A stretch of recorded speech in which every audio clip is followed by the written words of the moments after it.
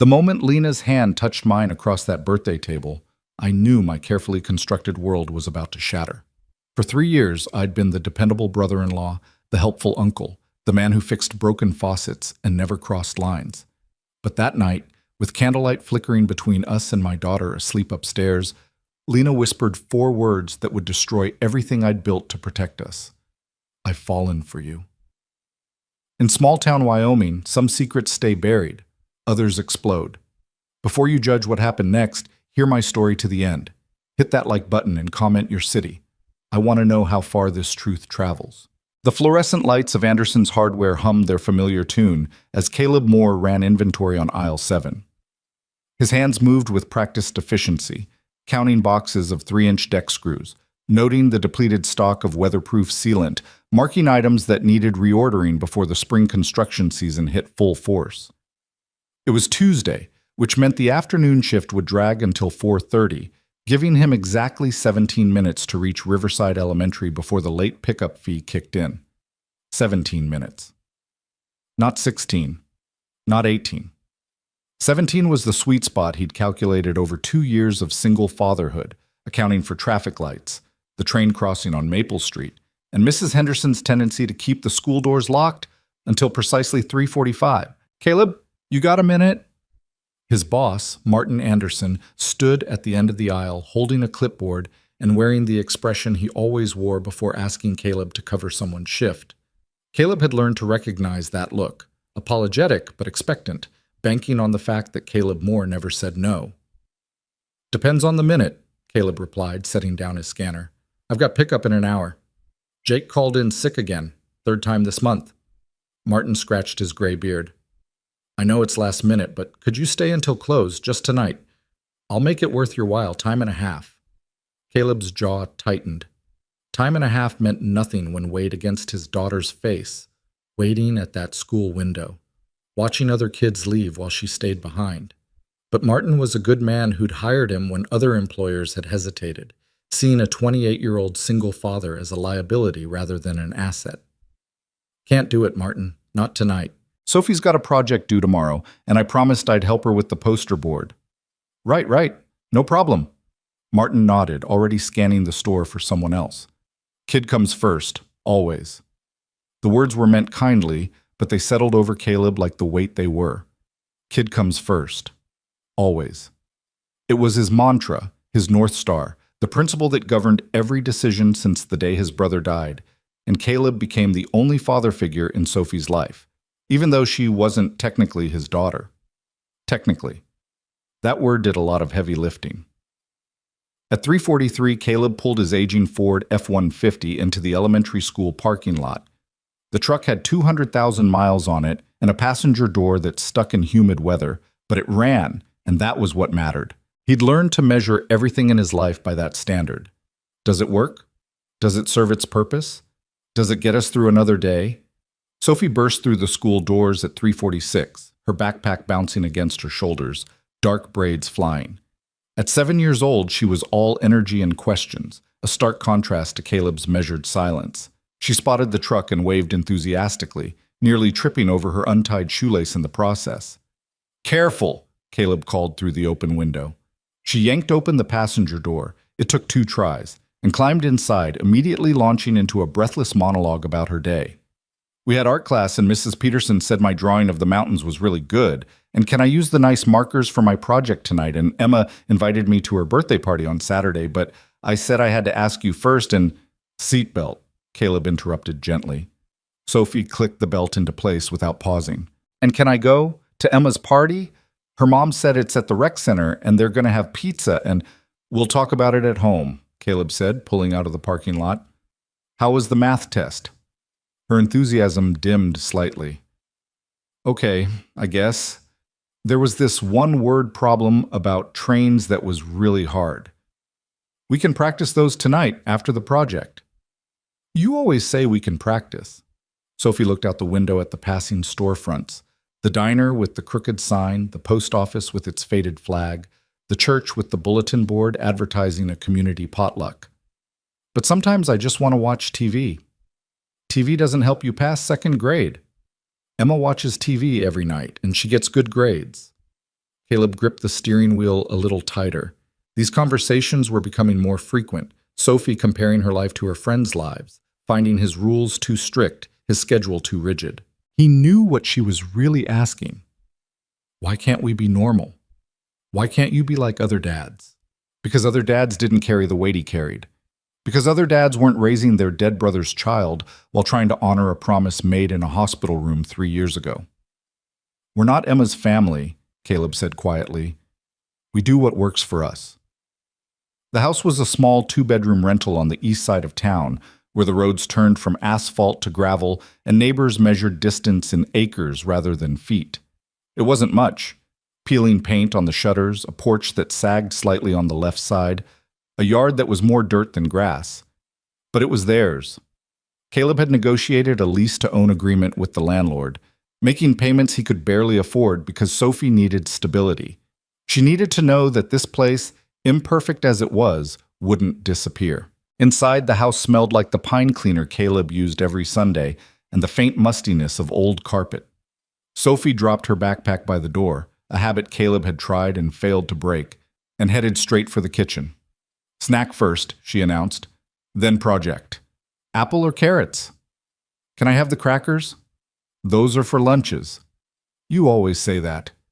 Because it's always true. She settled for an apple, eating it at the kitchen table while Caleb unpacked her backpack, checking for notes from teachers or permission slips he needed to sign. There was a flyer for the spring carnival, a reminder about the upcoming parent-teacher conference, and, tucked at the bottom, a small envelope with his name written in familiar handwriting. His chest tightened. The envelope was cream-colored, sealed with a small sticker shaped like a daisy. Even before opening it, Caleb knew who it was from. Only one person in his life still sent handwritten notes instead of texts. He slid his finger under the flap carefully, not wanting to tear the paper. Caleb, I hope this finds you well. I know we just saw each other on Sunday, but I wanted to ask you something in person, or at least in writing since I keep losing my nerve on the phone. It's my birthday next Saturday. Nothing big, just a small dinner at my place. Sophie's invited too, of course. I'm making that pot roast you always liked. Would mean a lot if you both could come. No pressure either way. Lena. He read it twice, then folded it back into the envelope. Who's that from? Sophie had finished her apple and was watching him with curious eyes. Aunt Lena. She's inviting us to dinner on Saturday. Sophie's face lit up. Can we go? Please? I love Aunt Lena's house, and she makes really good cookies. It's her birthday dinner, Soph. Might be boring for you. Lots of adult conversation. I don't care. I want to go. She bounced in her seat. And I can make her a card. With glitter. She loves glitter. Caleb looked down at the envelope again, at the careful loops of Lena's handwriting. No pressure either way. But there was pressure, wasn't there? There was always pressure when it came to Lena. The pressure of history, of shared grief, of a relationship neither of them had ever properly defined. She was his late brother's widow. That should have been the end of the story. But it wasn't.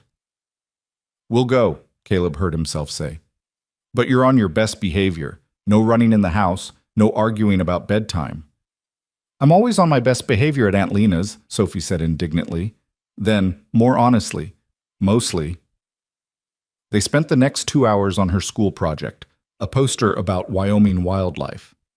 Sophie drew careful pictures of elk and moose while Caleb looked up facts on his laptop, reading them aloud for her to copy in her round, uneven handwriting. These were his favorite moments, when the chaos of single parenthood gave way to something calmer, when Sophie was focused and happy and the weight on his shoulders felt just a little bit lighter. At 7, he made dinner, spaghetti with jarred sauce, the same meal he made every Tuesday because it was fast and cheap and Sophie would actually eat it. They ate in front of the TV, a rule Caleb had held firm on for months before gradually relaxing, realizing that some battles weren't worth fighting. Sophie chattered about the birthday party again, making her case with the persistence of a trained lawyer.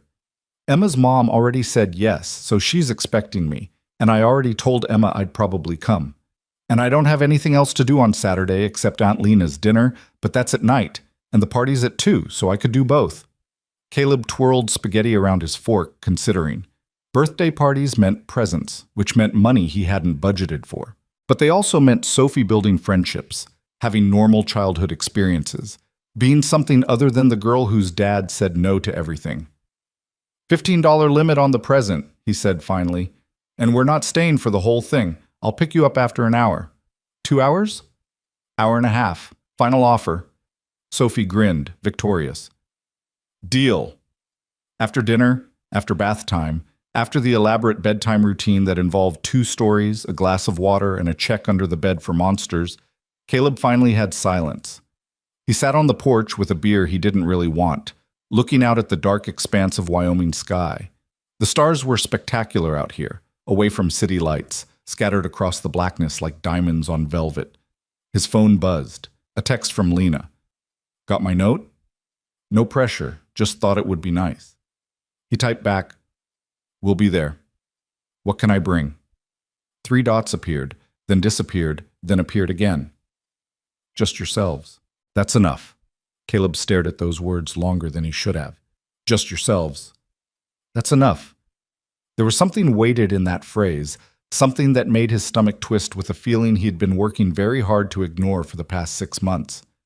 He deleted his reply 3 times before settling on, see you Saturday. The week passed in its usual rhythm. Work, school pickup, homework, dinner, bedtime. Caleb fixed a leaking faucet for their neighbor, Mrs. Chen, who paid him in cash and homemade dumplings. He took Sophie to the library on Thursday, where she checked out 4 books about horses despite having no horse and no prospect of ever owning one. On Friday, Martin asked him to stay late again, and again Caleb said no. And again Martin nodded with understanding that felt like judgment. Saturday arrived with gray skies and the threat of rain. Caleb spent the morning cleaning the house, not because it needed it, but because cleaning was something he could control. He vacuumed corners that didn't have dirt, wiped down surfaces that were already clean, organized the junk drawer that would be messy again by Monday. Sophie worked on Lena's birthday card at the kitchen table, surrounded by markers and glitter glue and construction paper. She was meticulous in her creativity, drawing flowers and hearts, and a surprisingly detailed portrait of Lena in her garden.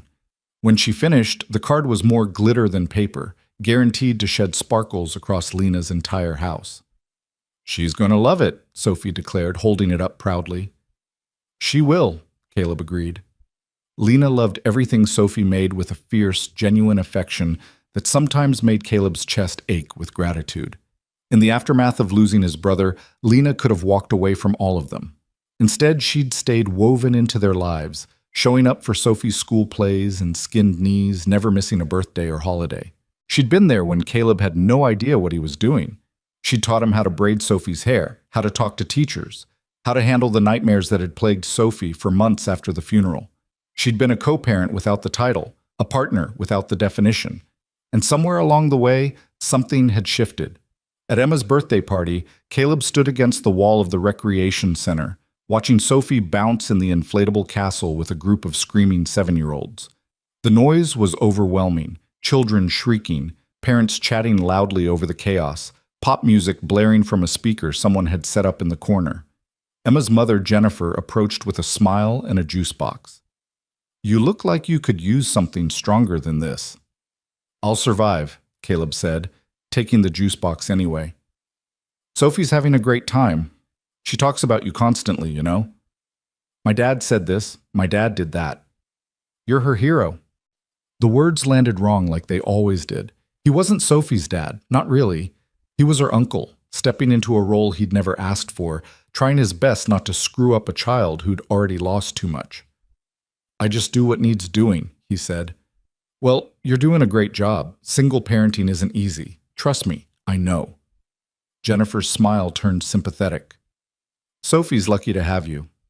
Caleb nodded, not trusting himself to speak. These conversations always went the same way, people praising him for doing the bare minimum, for not abandoning a child who had no one else, as if love was something deserving of a medal instead of a basic human responsibility. He picked Sophie up after exactly 90 minutes, as promised. She was sweaty and happy, clutching a goodie bag full of candy she wouldn't be allowed to eat until after dinner. That was so fun, she said in the truck. Emma's mom said I was really good at musical chairs. That's great, honey. Are we going to Aunt Lena's now? Caleb checked the dashboard clock. 4:30. Lena had said dinner at 6. We've got time. Need to stop home first, get you cleaned up. But I want to see Aunt Lena. You will. In an hour and a half. Sophie slumped in her seat, the classic portrait of childhood impatience.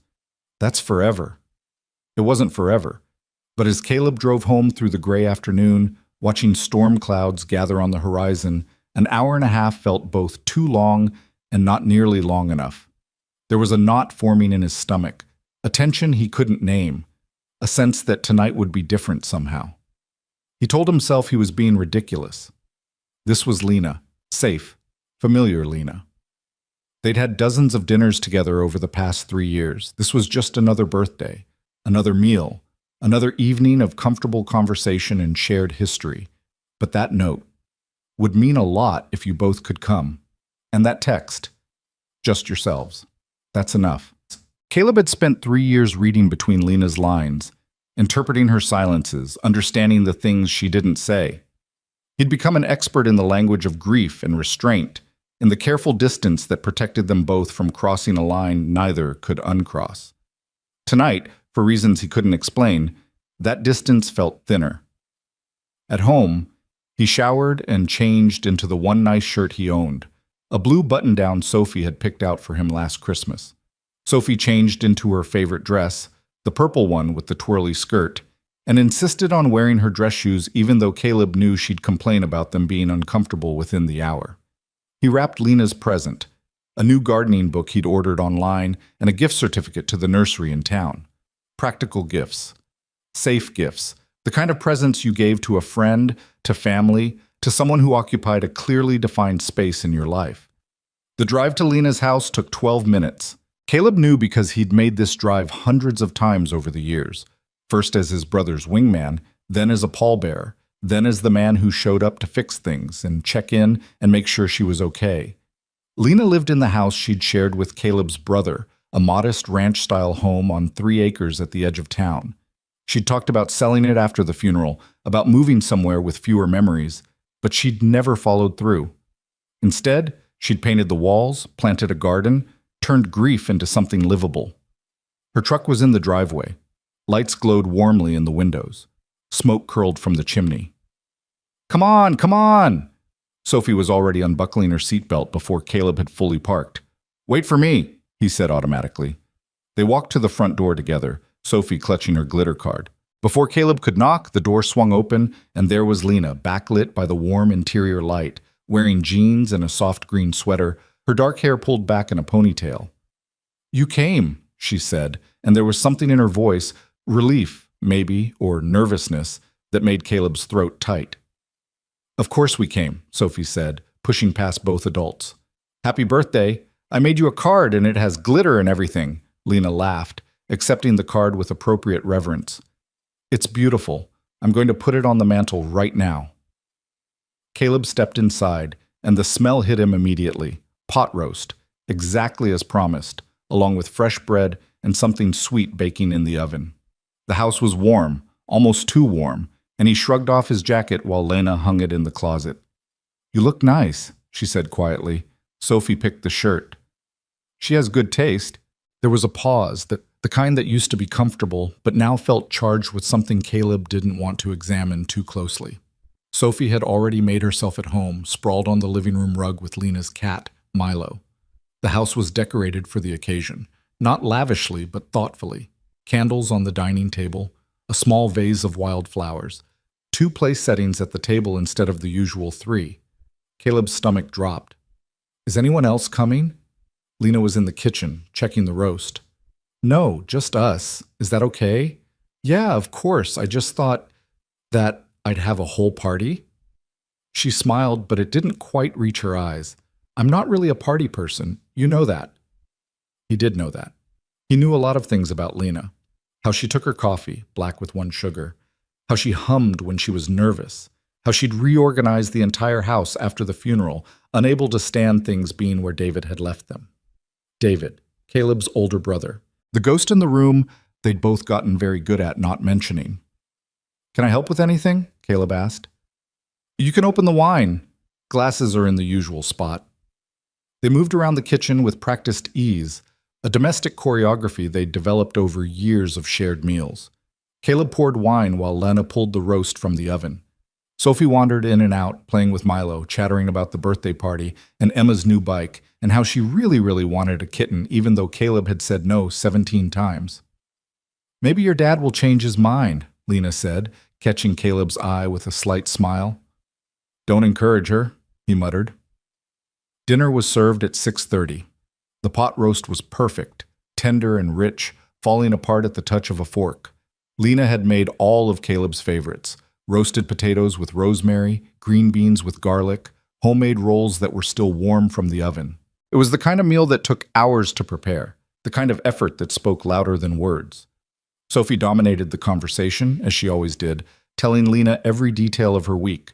Lena listened with genuine interest, asking follow-up questions, laughing at Sophie's dramatic retellings of playground conflicts and classroom drama. Caleb watched them together, the easy affection between them, and felt the familiar ache of gratitude mixed with something more complicated. Sophie deserved this, a woman in her life who showed up, who cared, who filled the space her mother had left empty from birth. After dinner, Sophie helped Lena cut the birthday cake, chocolate with vanilla frosting, and they sang off-key together. Sophie insisted Lena make a wish before blowing out the candles, and Caleb watched Lena's face as she closed her eyes, wondering what she wished for. When she opened her eyes, she was looking right at him. At 8, Sophie started yawning. Caleb recognized the signs. She'd crash hard soon, the combined sugar and excitement too much for her 7-year-old system to handle. "Bedtime's calling," he said gently. "Can I sleep here?" Sophie asked immediately. "In the guest room like before?" Caleb opened his mouth to say no, but Lena cut in. "If your dad says it's okay, I'd love to have you. I put fresh sheets on the bed this morning, just in case." Sophie turned pleading eyes on Caleb. "Please? Please?" "I already have my toothbrush in my backpack." She'd planned this. Or Lena had planned this. Or they'd both planned this together. A conspiracy Caleb hadn't seen coming. "School night tomorrow," he said weakly. "I'll get her up early," Lena promised. "And I'm going right past the school on my way to work anyway. I can drop her off." He should say no. He had a routine, a schedule, a carefully constructed system that kept their lives running smoothly. Deviations led to chaos, and chaos led to mistakes, and mistakes led to, "Okay," he heard himself say, "but bedtime in 30 minutes, teeth brushed, no arguments." Sophie squealed and hugged him hard enough to knock the breath from his chest. Then she ran to the guest room, already listing all the things she needed to do before bed. And just like that, Caleb was alone with Lena. The silence stretched between them, broken only by the distant sound of Sophie rummaging through her backpack. Lena started clearing the table, and Caleb helped, carrying plates to the kitchen, scraping leftovers into containers, falling into the same domestic rhythm they'd established years ago. "You didn't have to do all this," Caleb said, washing dishes while Lena dried. "I wanted to. I like cooking for you, for both of you. Still, it's a lot of work for a birthday dinner. Maybe I had ulterior motives." The words hung in the air. Caleb's hand stilled in the soapy water. "What kind of motives?" he asked, keeping his voice light. Lena set down the dish she was drying. "The kind where I get you alone for more than 5 minutes." His heart was beating too fast.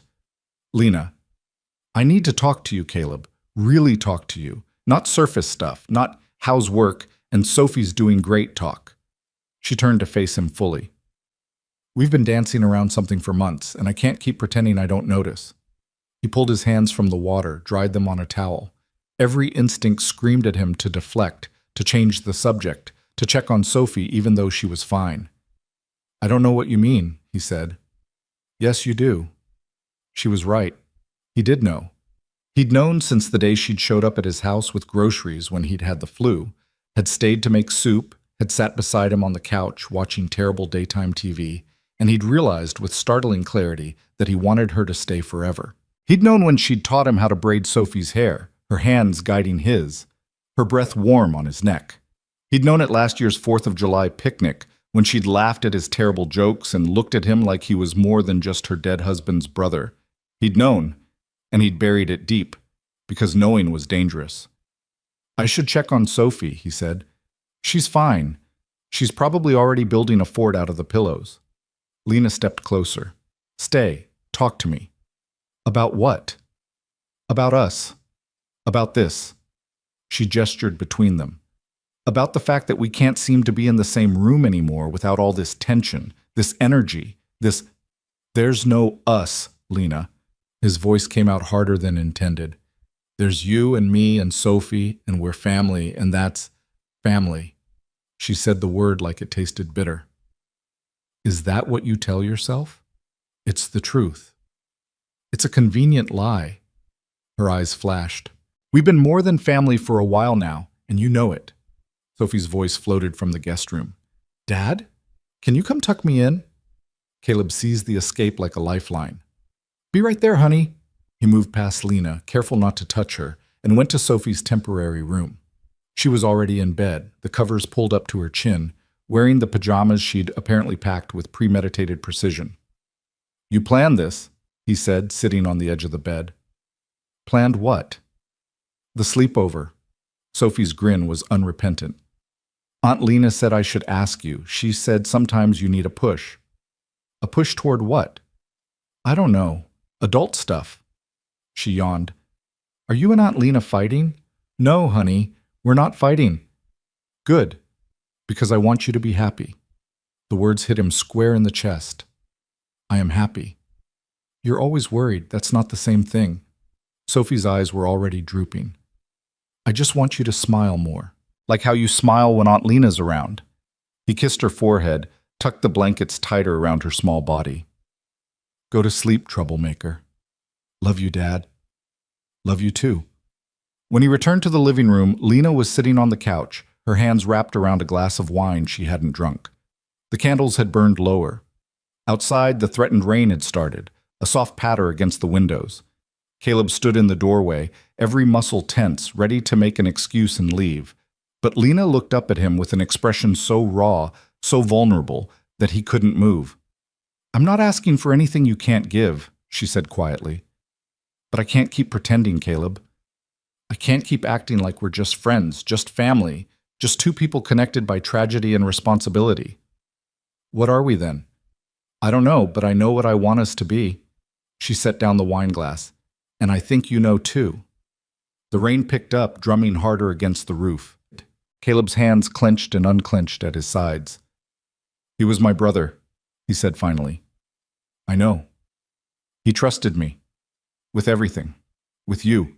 And when he died, he didn't ask you to take a vow of loneliness. Lena stood, closing the distance between them. David loved you. He would want you happy. You don't know that. I do. Because I loved him too, and I know exactly what kind of man he was. He wouldn't want either of us frozen in grief for the rest of our lives. Caleb shook his head. It's not that simple. Why not? Because he struggled for words, for the logic that had kept him in line for 3 years. Because Sophie needs stability. She needs family she can count on.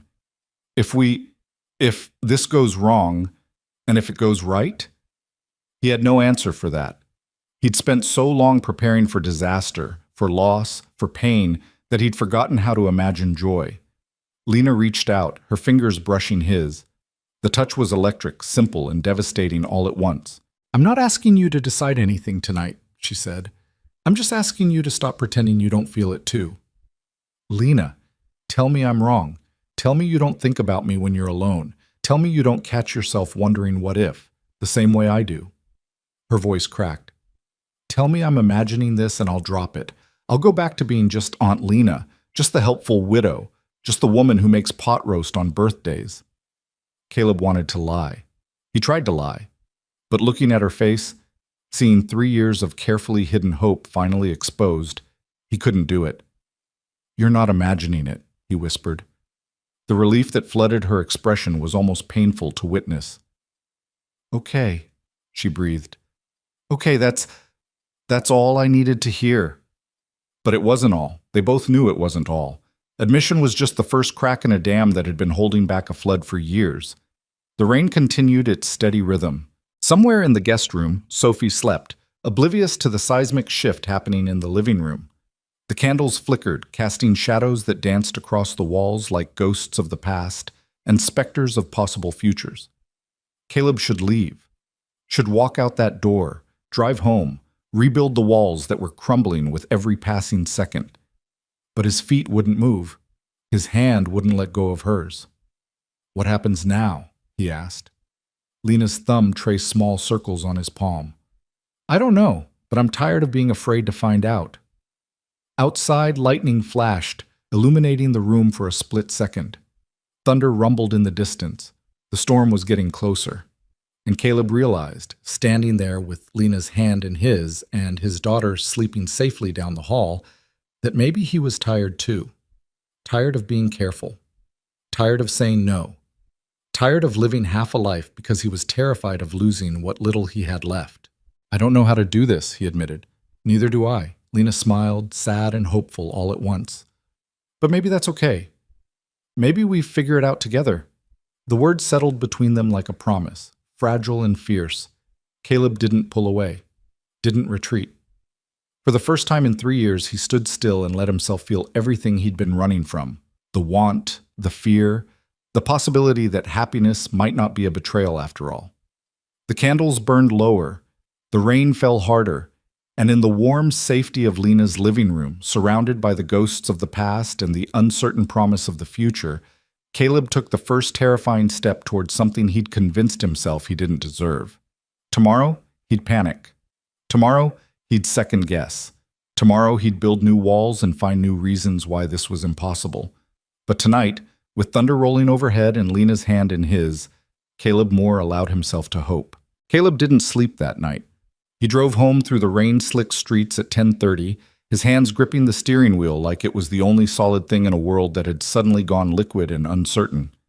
The windshield wipers beat a steady rhythm, back and forth, but they couldn't clear the fog in his head. "I'm not asking you to decide anything tonight. I'm just asking you to stop pretending you don't feel it too." Lena's words played on repeat, a loop he couldn't shut off. He'd left her house with nothing resolved, everything exposed. They'd stood in that living room for what felt like hours, but was probably only minutes, hands clasped, not speaking, just existing in the terrifying honesty of what they'd finally admitted. Then Sophie had called out in her sleep, a small sound that broke the spell, and Caleb had seized the interruption like a drowning man grabbing driftwood. He'd kissed Lena on the cheek, safe, brotherly, the kind of goodbye they'd exchanged 100 times before, and walked out into the storm before she could say anything else that might shatter him completely. Now, alone in his too-quiet house, he paced the living room floor, still wearing his damp clothes, his mind racing through every possible consequence of what had just happened. This was Lena, David's Lena, his brother's widow. Except she wasn't David's anymore, was she? David had been gone for 3 years.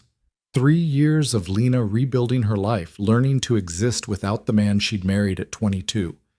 3 years of her showing up for Sophie, for Caleb, for a family that grief had shattered and then awkwardly reassembled.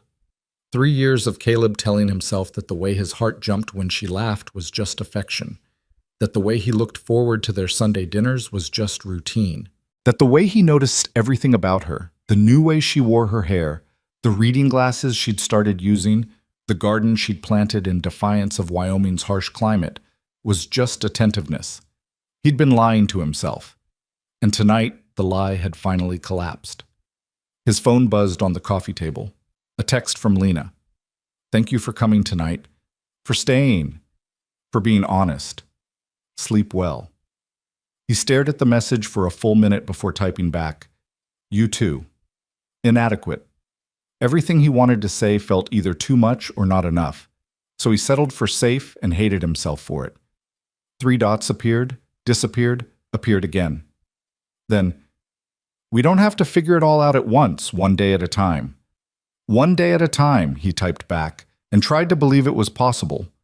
Sunday morning arrived gray and cold, the storm having passed but leaving the world looking washed out and weary. Caleb made coffee and sat at the kitchen table, staring at nothing, until his phone rang at 7:15. Lena's name on the screen. His stomach lurched. "Hey," he answered. "Hey, did I wake you?" "Been up since 5. A pause. Me too. They breathed in sync across the phone line, neither knowing what to say, both afraid to say the wrong thing. Sophie's still asleep, Lena said finally. I was going to make pancakes, her favorite. You could come over if you want. We could talk, or not talk, just, I'll be there in 20 minutes.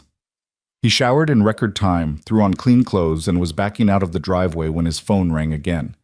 Different name this time. His mother. Caleb's hand hovered over the decline button before guilt won out. Morning, Mom. Caleb, honey, I was hoping to catch you before church. Your father and I wanted to know if you and Sophie would join us for lunch afterward. We haven't seen our granddaughter in 2 weeks. Sophie wasn't technically their granddaughter. She was their nephew's daughter, a distinction his mother pretended didn't exist while simultaneously using it as ammunition whenever she felt Caleb wasn't raising Sophie correctly. But he'd learned to navigate his mother's contradictions the same way he navigated everything else, with patience and careful distance.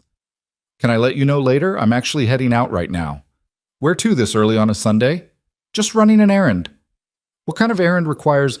Caleb Moore, are you going to see that woman? His grip tightened on the wheel. If you mean Lena, yes. I'm picking up Sophie. She slept over last night. The disapproval radiated through the phone. I don't understand why you continue this arrangement. It's not healthy, Caleb, for you or for Sophie. That woman should have moved on by now, found a new life. Instead, she's clinging to you and... Don't! His voice came out harder than intended. Don't talk about Lena like that. I'm your mother. I'm allowed to be concerned about who you're spending time with, especially when my granddaughter is involved. Sophie loves Lena. Lena's been good to us. Good for us. Has she? His mother's tone shifted, became sharper. Or has she just been convenient? A ready-made family for a lonely widow, without any of the real responsibility. Caleb pulled over to the side of the road, unable to drive and have this conversation simultaneously. What exactly are you implying? I'm not implying anything. I'm saying what everyone in town has been too polite to mention.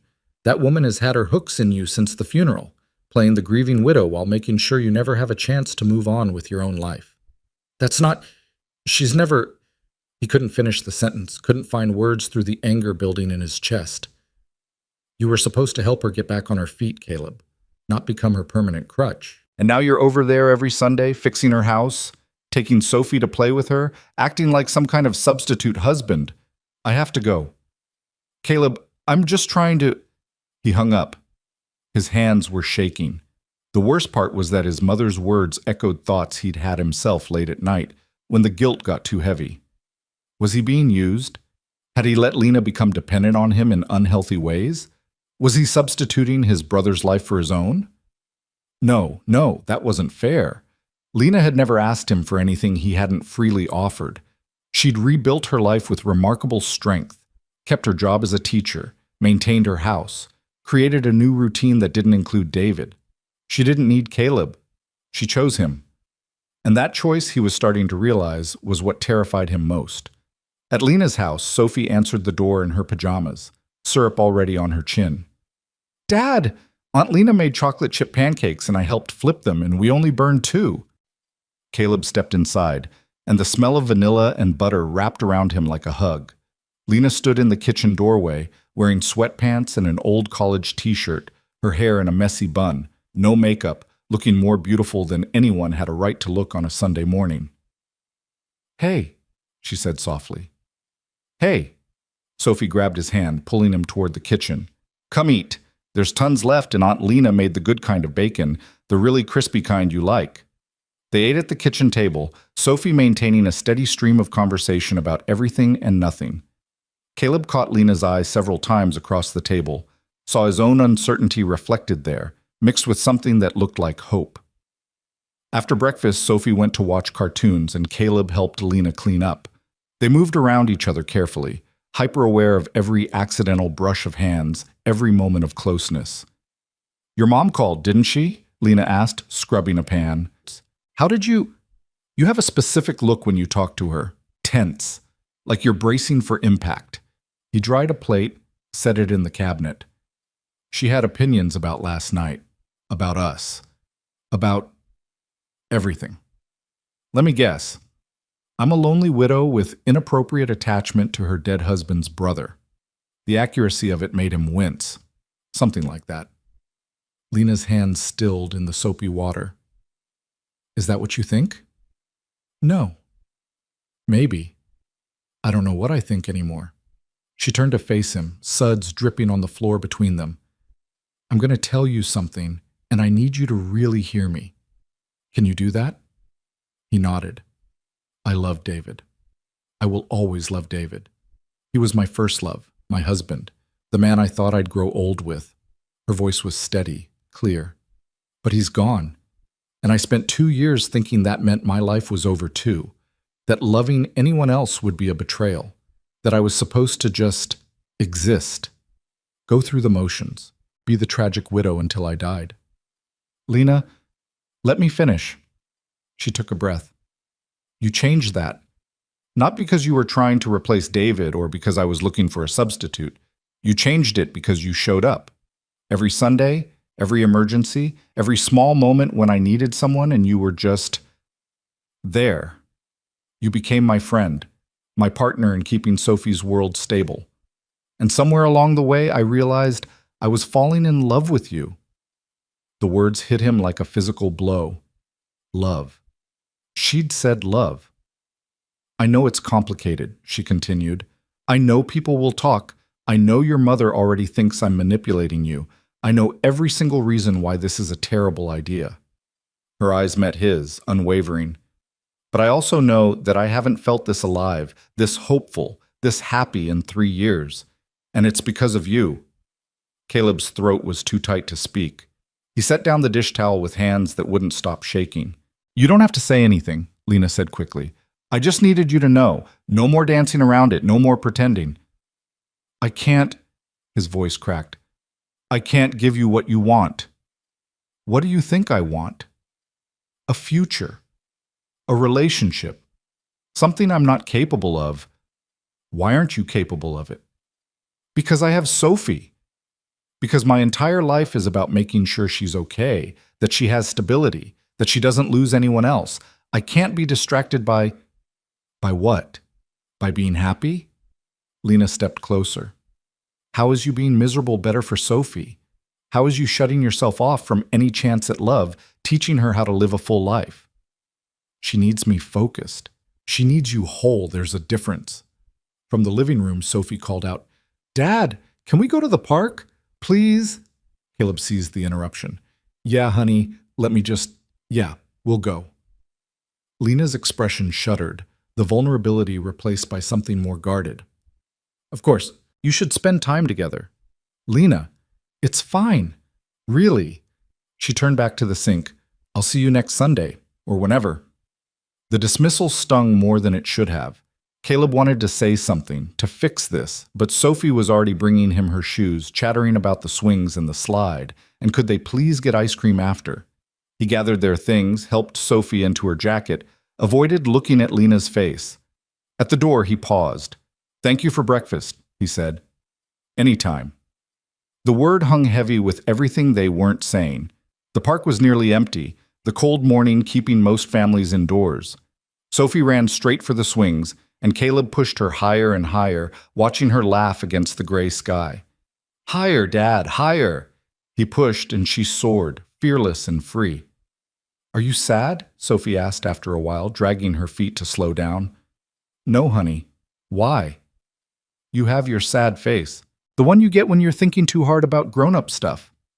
Caleb caught the swing, stopping it. I'm fine. Just tired. Sophie turned to look at him, her expression far too wise for 7 years old. Is it about Aunt Lena? His heart stuttered. What makes you say that? You were both being weird at breakfast, like when my friends at school have a fight, but pretend they don't. We didn't fight.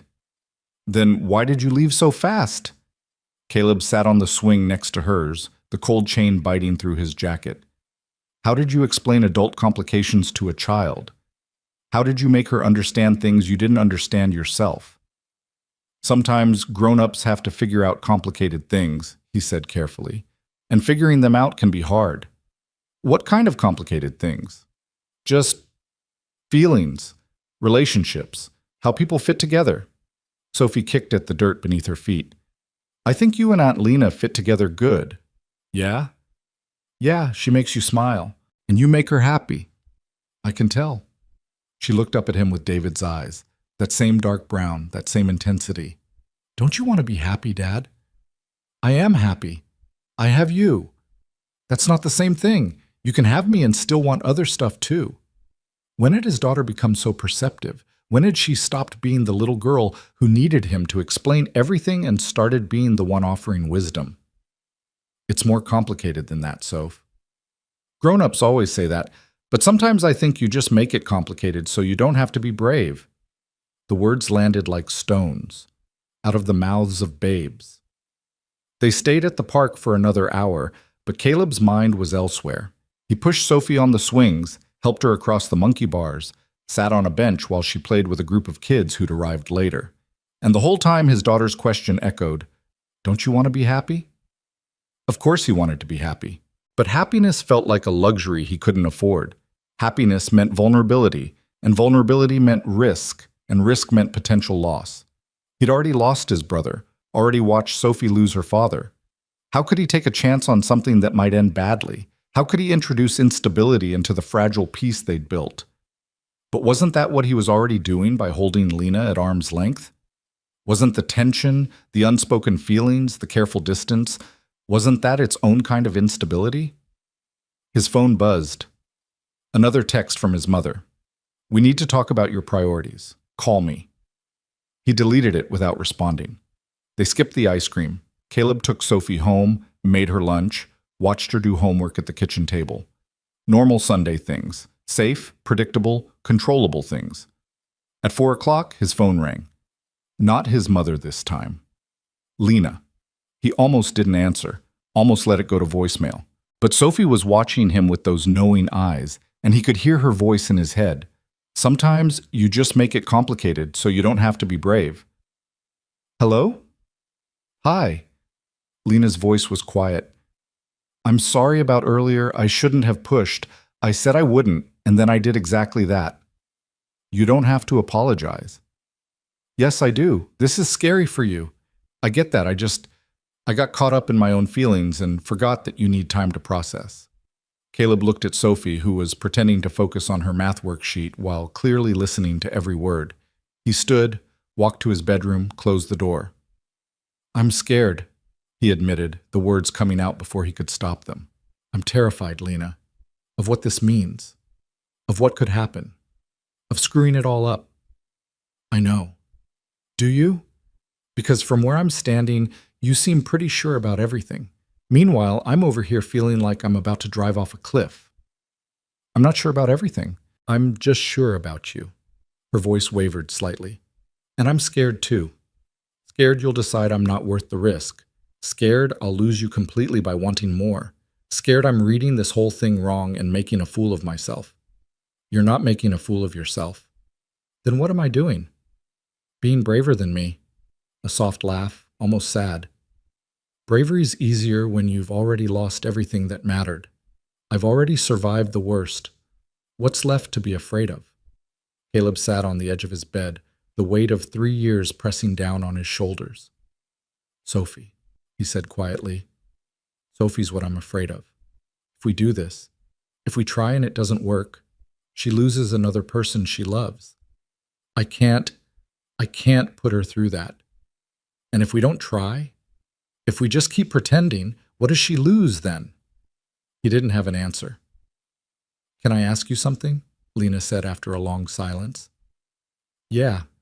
Do you think David would want this for you? This half-life you're living? Working yourself to death, saying no to everything, shutting yourself off from any chance at happiness? That's not fair. Why not? He's the ghost in the room, Caleb. We both know it. So I'm asking, honestly, do you think your brother would want you to spend the rest of your life alone because you're too afraid to dishonor his memory? Caleb's eyes burned. He pressed the heel of his hand against them, fighting back tears he hadn't let himself cry in years. David, his older brother, his hero, the man who'd taught him how to throw a football and drive a truck and ask a girl to dance. David, who'd called him 2 days before the accident, excited about Sophie's upcoming birthday, making plans Caleb had promised to help with. Take care of them, David had said once, months before the crash, during a conversation about wills and life insurance that had felt morbid at the time. If anything ever happens to me, make sure Lena and Sophie are okay. Caleb had promised. And he'd kept that promise, hadn't he? He'd been there for every crisis, every milestone, every moment they needed him. He'd honored his brother's trust. But had David meant this? Had he meant for Caleb to sacrifice his own future on the altar of responsibility? Or had he just meant, be there for them, love them, keep them safe? And if Caleb loved Lena, really loved her the way his pounding heart and sleepless nights suggested he did, wasn't that another form of keeping them safe? Wasn't giving Sophie a stable, happy home better than this careful distance, this performative grief? I don't know what he'd want, Caleb said finally. I wish I did. I wish he was here to ask, but he's not, and I'm doing the best I can with an impossible situation. I know you are, and I'm not trying to make it harder. Then what are you trying to do? I'm trying to give you permission to be happy, to want something for yourself, to believe that you deserve more than this martyrdom you've wrapped yourself in. Through the bedroom door, Caleb could hear Sophie singing to herself in the kitchen, some song from school, off-key and cheerful. His daughter. The little girl who looked at him like he hung the moon, who trusted him to make the right decisions, who wanted nothing more than for him to smile more often. What kind of example was he setting? What was he teaching her about love, about risk, about living fully instead of just surviving? I need time, he said. How much time? I don't know, but I can't. We can't just jump into this. It's too big, too complicated. Okay, Lena's voice was gentle. Take your time. I'm not going anywhere. What if I take too long? What if you meet someone else, someone without all this baggage, someone who can give you what you deserve without all these complications? Caleb. She said his name like a prayer. There is no someone else. There's just you. However long it takes, whatever you decide, there's just you. The words broke something open in his chest. He wanted to tell her he loved her. The words sat on his tongue, ready, true, terrifying. But he couldn't. Not yet. Not when everything felt so fragile, so uncertain. I should go, he said instead. Sophie's probably destroying the kitchen trying to make herself a snack. Caleb? Yeah? Thank you for being honest, for not running away completely. I'm trying. I know, that's all I'm asking. They said goodbye and Caleb sat in the silence of his bedroom, phone in hand, heart in pieces. Through the door, Sophie was still singing. The sun was setting, painting the room in shades of orange and gold. Tomorrow would come with all its demands and routines, work, school pickup, homework, dinner. The same cycle that had sustained him for 3 years. But something had shifted. The ground beneath his carefully constructed life had cracked, and Caleb could feel himself falling towards something he couldn't name, something that felt like hope and terror in equal measure. He stood, opened the door, found Sophie in the kitchen surrounded by ingredients for what looked like an attempted sandwich. Peanut butter on the counter, jelly on the floor, bread scattered across 3 different surfaces. I'm making dinner, she announced proudly. I can see that. It's going to be really good, probably. Caleb laughed, the sound surprising him. When was the last time he'd laughed without it feeling forced? Need some help? Nope, I got it. You just sit down and relax. You look tired. He sat, watched his daughter create chaos in the name of self-sufficiency. And for the first time in a long time, Caleb let himself imagine a different kind of future. One where Sunday dinners at Lena's weren't fraught with tension, where his daughter had 2 people showing up for her instead of one worn-out man doing his best, where happiness wasn't a betrayal but a gift, one where Caleb Moore stopped running from the one thing that might actually save him. Sophie presented him with a peanut butter and jelly sandwich that was more jelly than sandwich, the bread squished from her enthusiastic assembly. Ta-da! It's perfect, he said, and meant it. She beamed at him, then climbed into his lap even though she was getting too big for it, wrapping her arms around his neck. I love you, Dad. I love you too, Sophie girl. Are you going to be okay? The question, coming from her instead of him, nearly undid him completely. His 7-year-old daughter worried about him, trying to take care of him the way he'd always taken care of her. "Yeah, honey, I'm going to be okay." Promise? He thought about Lena, about his mother's judgment, about the town gossip that would inevitably follow if he made the choice his heart was begging him to make, about David's memory and Sophie's needs, and his own deep-seated terror of loss. Then he thought about Sophie's earlier words. Sometimes you just make it complicated so you don't have to be brave. "Promise," he said, and hoped he wasn't lying. The week that followed felt like walking through fog. Caleb went through the motions: work, pickup, dinner, bedtime. But his mind was elsewhere, caught in the space between what he wanted and what he thought he should want.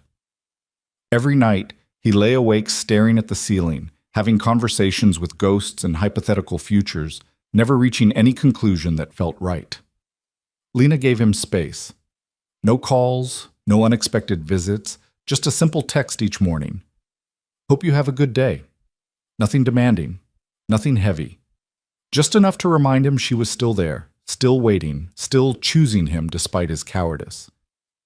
On Wednesday, Martin pulled him aside during his lunch break. "You've been distracted all week. Everything okay at home?" Caleb closed his toolbox, avoiding eye contact. "Everything's fine." "Sophie doing all right?" "She's great. Good grades, good friends, no complaints." Martin leaned against the counter, arms crossed. "Then what's eating you? And don't say nothing. I've known you too long." The temptation to confide in someone, anyone, was overwhelming. But Martin went to the same church as Caleb's mother, lived in the same small-town ecosystem where gossip traveled faster than truth. Whatever Caleb said would be all over town by Sunday. "Just tired," he said. "Been picking up extra shifts, trying to save up for Sophie's birthday next month." It was a believable lie. Martin nodded, clapped him on the shoulder. "Well, don't burn yourself out. Kid needs a healthy dad more than she needs expensive presents." The words followed Caleb home that evening, mixing with everything else rattling around in his head. What did Sophie need, really need, beneath the surface level of food and shelter and homework help? He found out on Thursday. Sophie's school called at 2:15, right in the middle of inventory. The principal, Mrs. Walsh, had a voice like warm honey over steel. "Mr. Moore, I need you to come pick up Sophie. There's been an incident." Caleb's heart dropped. "Is she hurt? What happened?" "She's physically fine, but there was a situation on the playground, and I think it's best we discuss it in person." He left work immediately, Martin waving him off with a concerned frown. The drive to Riverside Elementary took 9 minutes that felt like 90. His mind conjured worst-case scenarios. Sophie hurt, Sophie in trouble, Sophie finally cracking under the weight of a life that had asked too much of her too soon. Mrs. Walsh met him in the office, her expression carefully neutral. "Sophie's in the nurse's room. She's upset but unharmed." "What happened?" "She got into a confrontation with another student. According to witnesses, the other child made some comments about Sophie's family situation, and Sophie responded physically." Caleb's stomach turned. "She hit someone?" "She pushed another girl during recess. The girl fell and scraped her knee. It's not serious, but it's completely out of character for Sophie. She's never been aggressive before." They found Sophie sitting on the nurse's cot, her face blotchy from crying, her arms wrapped around herself. When she saw Caleb, fresh tears spilled over. "I'm sorry, Dad. I'm so sorry. I didn't mean to. She was saying mean things and I'm sorry." He sat beside her, pulling her into his arms. She buried her face in his shirt, her small body shaking. "It's okay, honey. Just tell me what happened." Through hiccuping sobs, the story emerged. Madison Clark, a girl in Sophie's class, had cornered her during recess, had said things about how Sophie didn't have a real family, how her dad was just her uncle pretending, how her mom was dead and her real dad was dead. And that made her an orphan, a charity case, someone to pity. And then she said, Sophie's voice dropped to a whisper. "She said Aunt Lena was trying to trap you, that her mom heard it at Bible study, that Aunt Lena wants to marry you for your money even though we don't have any money, and that you're too stupid to see it." Red-hot anger flooded Caleb's veins. "Who told Madison that?" Mrs. Walsh cleared her throat from the doorway. "Mr. Moore, I don't think it's productive to it." "Who? Told her, the principal sighed. Madison's mother is Jennifer Clark. I believe you know her? Emma's mother. The woman who'd smiled at him at the birthday party, who'd called Sophie lucky, who'd probably gone straight from that conversation to her church group to spread speculation dressed up as concern. I need to talk to her, Caleb said tightly. That's not necessary. I've already spoken to both families. Madison will be serving detention, and we've had a serious discussion about bullying and appropriate behavior. That's not enough. Mr. Moore, I understand you're upset, but do you? He stood, still holding Sophie. Do you understand what it's like to have people you thought were neighbors, friends, talking about your family, like it's entertainment? Saying things that hurt a 7-year-old child? Mrs. Walsh's expression softened. I do understand, and I'm sorry this happened, but confronting Madison's mother will only escalate the situation. The best thing you can do is take Sophie home, let her rest, and we'll handle the disciplinary measures here. She was right. Caleb knew she was right, but the protective rage burning in his chest didn't care about what was right. It cared about his daughter crying in his arms because small-minded people couldn't keep their judgments to themselves. He took Sophie home, let her skip homework, made her favorite dinner, macaroni and cheese from the box, with hot dogs cut into it. They ate in silence, Sophie pushing food around her plate without much appetite. Am I in big trouble? She asked finally. You shouldn't have pushed Madison. That wasn't okay. I know. But I understand why you did it. Sometimes when people say hurtful things, our feelings get too big, and we react before we think. Sophie looked up at him with watery eyes. Is it true? What she said about Aunt Lena? Which part? That she wants to marry you, that people think it's wrong. Caleb set down his fork, his appetite gone. How did he answer this? How did he explain adult complications and small-town prejudices to a child who just wanted the people she loved to be happy? Some people have opinions about how other people should live their lives, he said carefully. They don't understand that families can look different and still be real, still be full of love. But do you want to marry Aunt Lena? Sophie? Because I wouldn't mind if you did. I think it would be nice. Then she could live with us and make pancakes all the time, and we could be a real family. We are a real family, right now, you and me. I know, but... She twisted her napkin. Don't you get lonely? I have friends at school and stuff to do, but you just work and take care of me. That doesn't seem fair. Out of the mouths of babes. Again.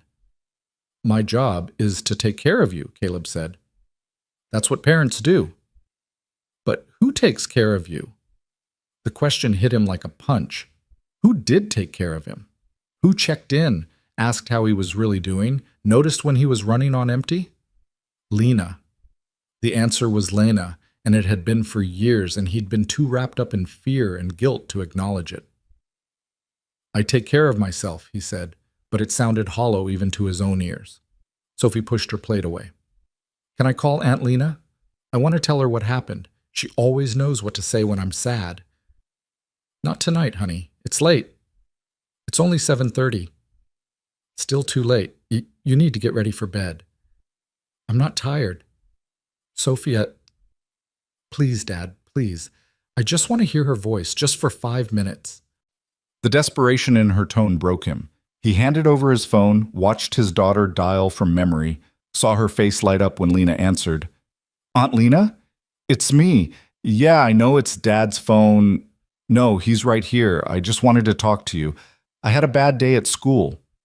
Sophie walked to her bedroom, voice fading, leaving Caleb alone in the kitchen with cold macaroni and the crushing weight of realization.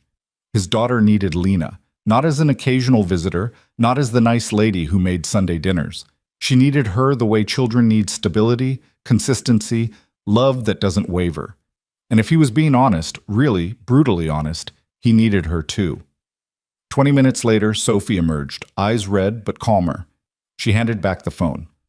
Aunt Lena wants to talk to you. Soph, it's late. I'll call her tomorrow. She said it's important. Please?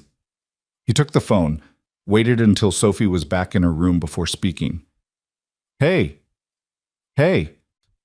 Lena's voice was tight with controlled emotion. She told me what happened, what that woman said. Kids say cruel things. She's 7. She didn't understand, but her mother did. Jennifer Clark understood exactly what she was saying at Bible study, and she knew exactly what would happen when she said it. Lena, it doesn't matter. Yes, it does matter. It matters because this is my fault. I've been selfish, pushing you, making my feelings your problem, and now Sophie's paying the price. That's not... You didn't do anything wrong. Didn't I? Her voice cracked. I put you in an impossible position. I forced you to acknowledge something you weren't ready for, and now people are talking, judging, saying things that hurt Sophie, that hurts you. Caleb gripped the phone tighter. You didn't force anything. I'm a grown man. I make my own choices. Then choose, Caleb. The words came out fierce, desperate. Choose what you want, not what's safe, not what other people think is appropriate, what you actually want. I want... He stopped, started again. I want Sophie to be happy. I want her to grow up feeling loved and secure. I want to be the father she deserves. And what about what Caleb Moore deserves? What about your happiness? My happiness doesn't matter as much as stop, just stop. Lena's breathing was ragged. You've been saying that for 3 years, that you don't matter, that your needs come last, that being a good father means erasing yourself. But you're teaching Sophie a terrible lesson, Caleb. You're teaching her that love means sacrifice and suffering, that wanting things for yourself is selfish. Is that really what you want her to learn? He had no answer. The silence stretched between them until Lena spoke again, softer this time. I'm going to make this easier for you. I'm going to step back. No more Sunday dinners, no more texts, no more pressure. You need space to figure out what you want without me complicating things. Lena, no. It's for the best. Tell Sophie I love her. Tell her I'm always here if she needs me.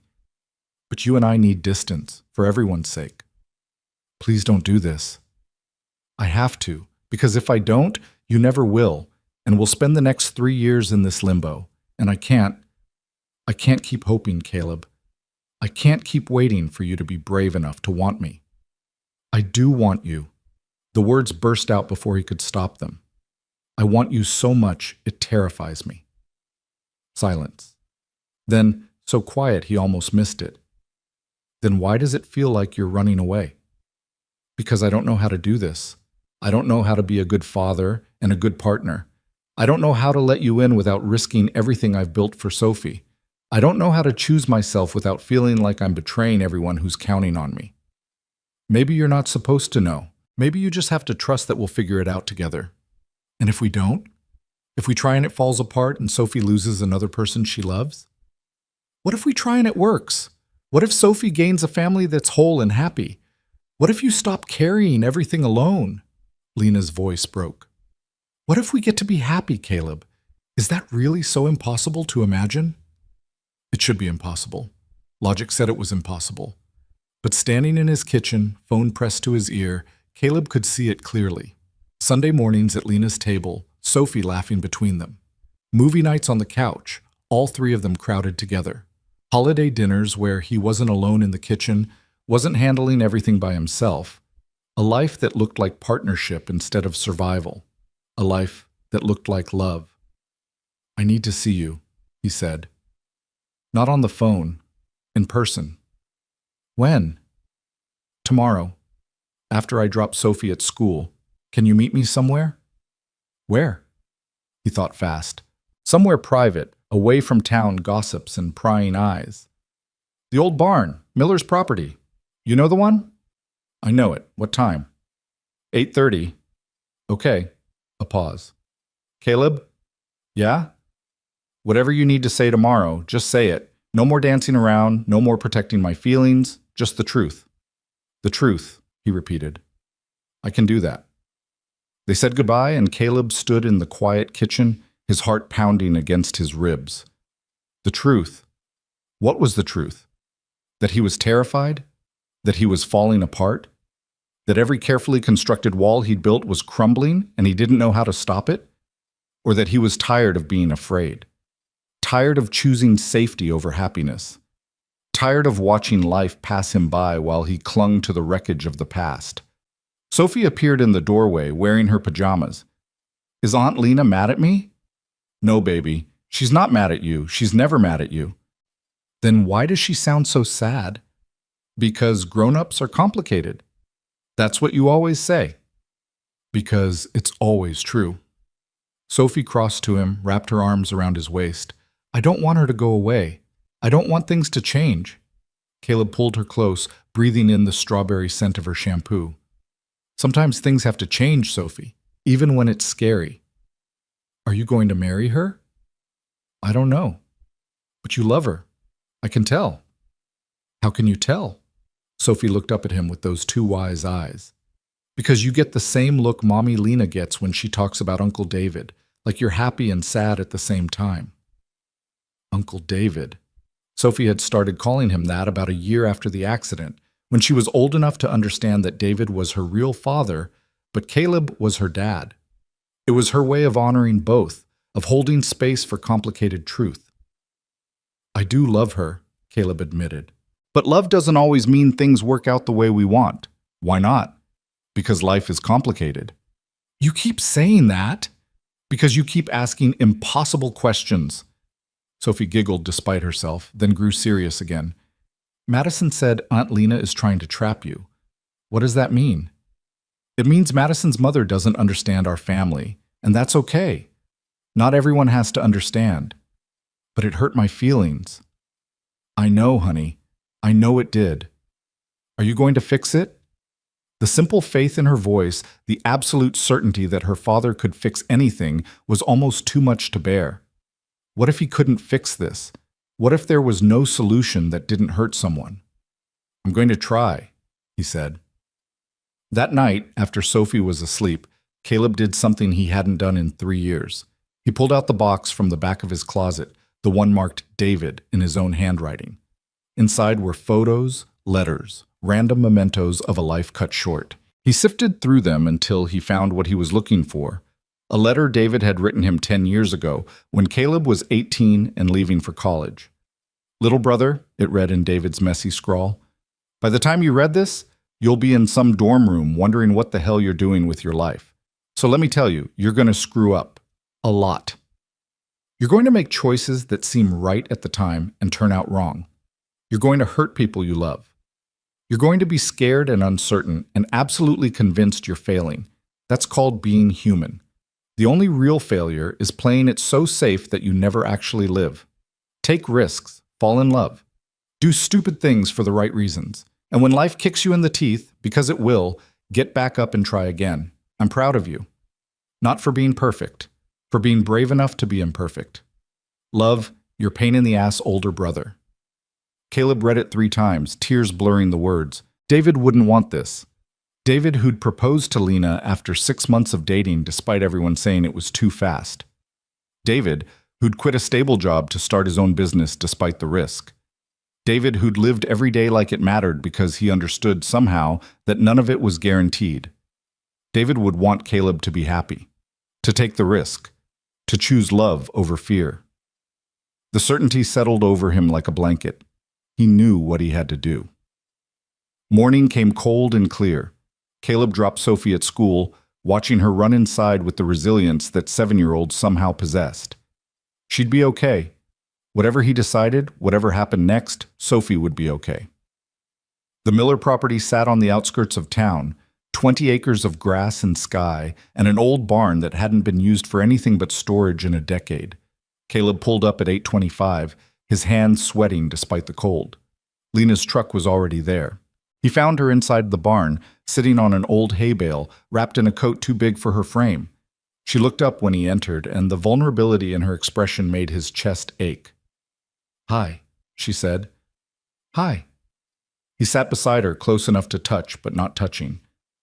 For a long moment, they just existed in the dusty silence, breathing the same air, occupying the same space. I've been thinking, Caleb started. Dangerous activity. Despite everything, he smiled. About what you said. About teaching Sophie the wrong lessons. About sacrifice and suffering. Caleb, I shouldn't have... You were right. He turned to face her. You were right about all of it. I've been so focused on being the perfect father, the responsible uncle, the guy who never makes mistakes, that I forgot how to just be. Be happy, be myself, be someone who wants things. Lena's eyes were bright with unshed tears. What do you want? I want Sunday mornings without the weight of everything unsaid. I want to stop lying to myself about how I feel. I want Sophie to see what real partnership looks like, not just one person carrying everything alone. And I want you. The words came easier this time. I want you in my life, in Sophie's life, in a real way. Not as the nice widow we visit, not as David's ghost, as Lena, as the woman I'm falling in love with. She made a sound that was half laugh, half sob. Falling? Okay, fine. The woman I've already fallen for, the woman who makes me laugh and calls me out when I'm being stupid and shows up even when I push her away. He took her hand, felt her fingers tremble in his. I'm terrified, Lena. I'm terrified of screwing this up, of what people will say, of whether I even know how to be in a relationship after all this time. But I'm more terrified of spending the rest of my life wondering what if. What about Sophie? Sophie wants me happy. She told me so. Multiple times, actually. Apparently, I'm not as subtle as I thought. Lena laughed through tears. She's a smart kid. She is. And she loves you. Really loves you. Not just as Aunt Lena, as someone she wants in her life permanently. And your mother? The town? Everyone with opinions about what we should or shouldn't do? Let them talk. The words felt like freedom. Let them think whatever they want. I'm done living my life according to other people's rules. Lena studied his face, searching for doubt, for hesitation. You're sure? Because once we do this, there's no going back. Once we're together, really together, it changes everything. I know. People will judge us. Say we're dishonoring David's memory. Say I seduced you. Say you're taking advantage of a vulnerable widow. I know. Your mother will probably disown you. Probably. And it might not work. We might try this and discover we're terrible together. We might fight and disagree and make each other miserable. Or we might not. Caleb moved closer until their foreheads touched. We might be great together. We might build something beautiful. We might give Sophie the stable, loving home she deserves. We might actually be happy. Happy, Lena whispered. Imagine that. I am imagining it. Have been for months. And I'm done pretending I'm not. She pulled back just enough to look him in the eyes. So what happens now? Now we try. We take it slow. We're honest with Sophie about what's happening. We deal with whatever comes. Together. Together, she repeated, like she was testing the word. Together. Lena kissed him. It was soft and tentative and tasted like tears and hope and 3 years of waiting. Caleb pulled her closer, let himself fall into the moment, into the terrifying joy of choosing something for himself. When they finally broke apart, Lena was smiling, really smiling, the kind of smile he hadn't seen since before David died. We're really doing this, she said. We're really doing this. Your mother's going to kill you. Probably. The whole town is going to talk. Definitely. Sophie's going to be insufferable about being right. Absolutely, Lena laughed, and the sound filled the barn, chasing out shadows and ghosts and all the heavy weight of the past. When do we tell her? Today, after school. No more secrets, no more dancing around it. We sit her down and we're honest. What if she changes her mind? What if the reality is different from what she imagined? Then we deal with that too. Caleb stood, pulling Lena to her feet. No more what ifs, no more worst-case scenarios. We just live and handle whatever comes. They walked out of the barn hand in hand into the bright Wyoming morning. Caleb felt lighter than he had in years, like he'd set down a burden he hadn't realized he was carrying. There would be hard conversations ahead, judgment from his mother, gossip at church, questions from Sophie. 1,000 complications he couldn't predict. But for the first time since David's funeral, Caleb Moore wasn't afraid of the future. He was ready to meet it head on, with Lena beside him and his daughter's happiness as his compass. He was ready to be brave. They told Sophie that afternoon, sitting together on the living room couch, like they were about to deliver news of a terminal diagnosis rather than the beginning of something hopeful. Caleb had rehearsed a dozen versions of the conversation on the drive from the barn to the school, each one feeling simultaneously too blunt and too vague. Sophie burst through the classroom door at 3:46, saw both of them waiting in the parking lot, and stopped mid-stride. Her backpack slid off one shoulder as her eyes darted between Caleb and Lena, confusion mixing with something that looked like cautious hope. "Why are you both here?" she asked, walking slowly toward them.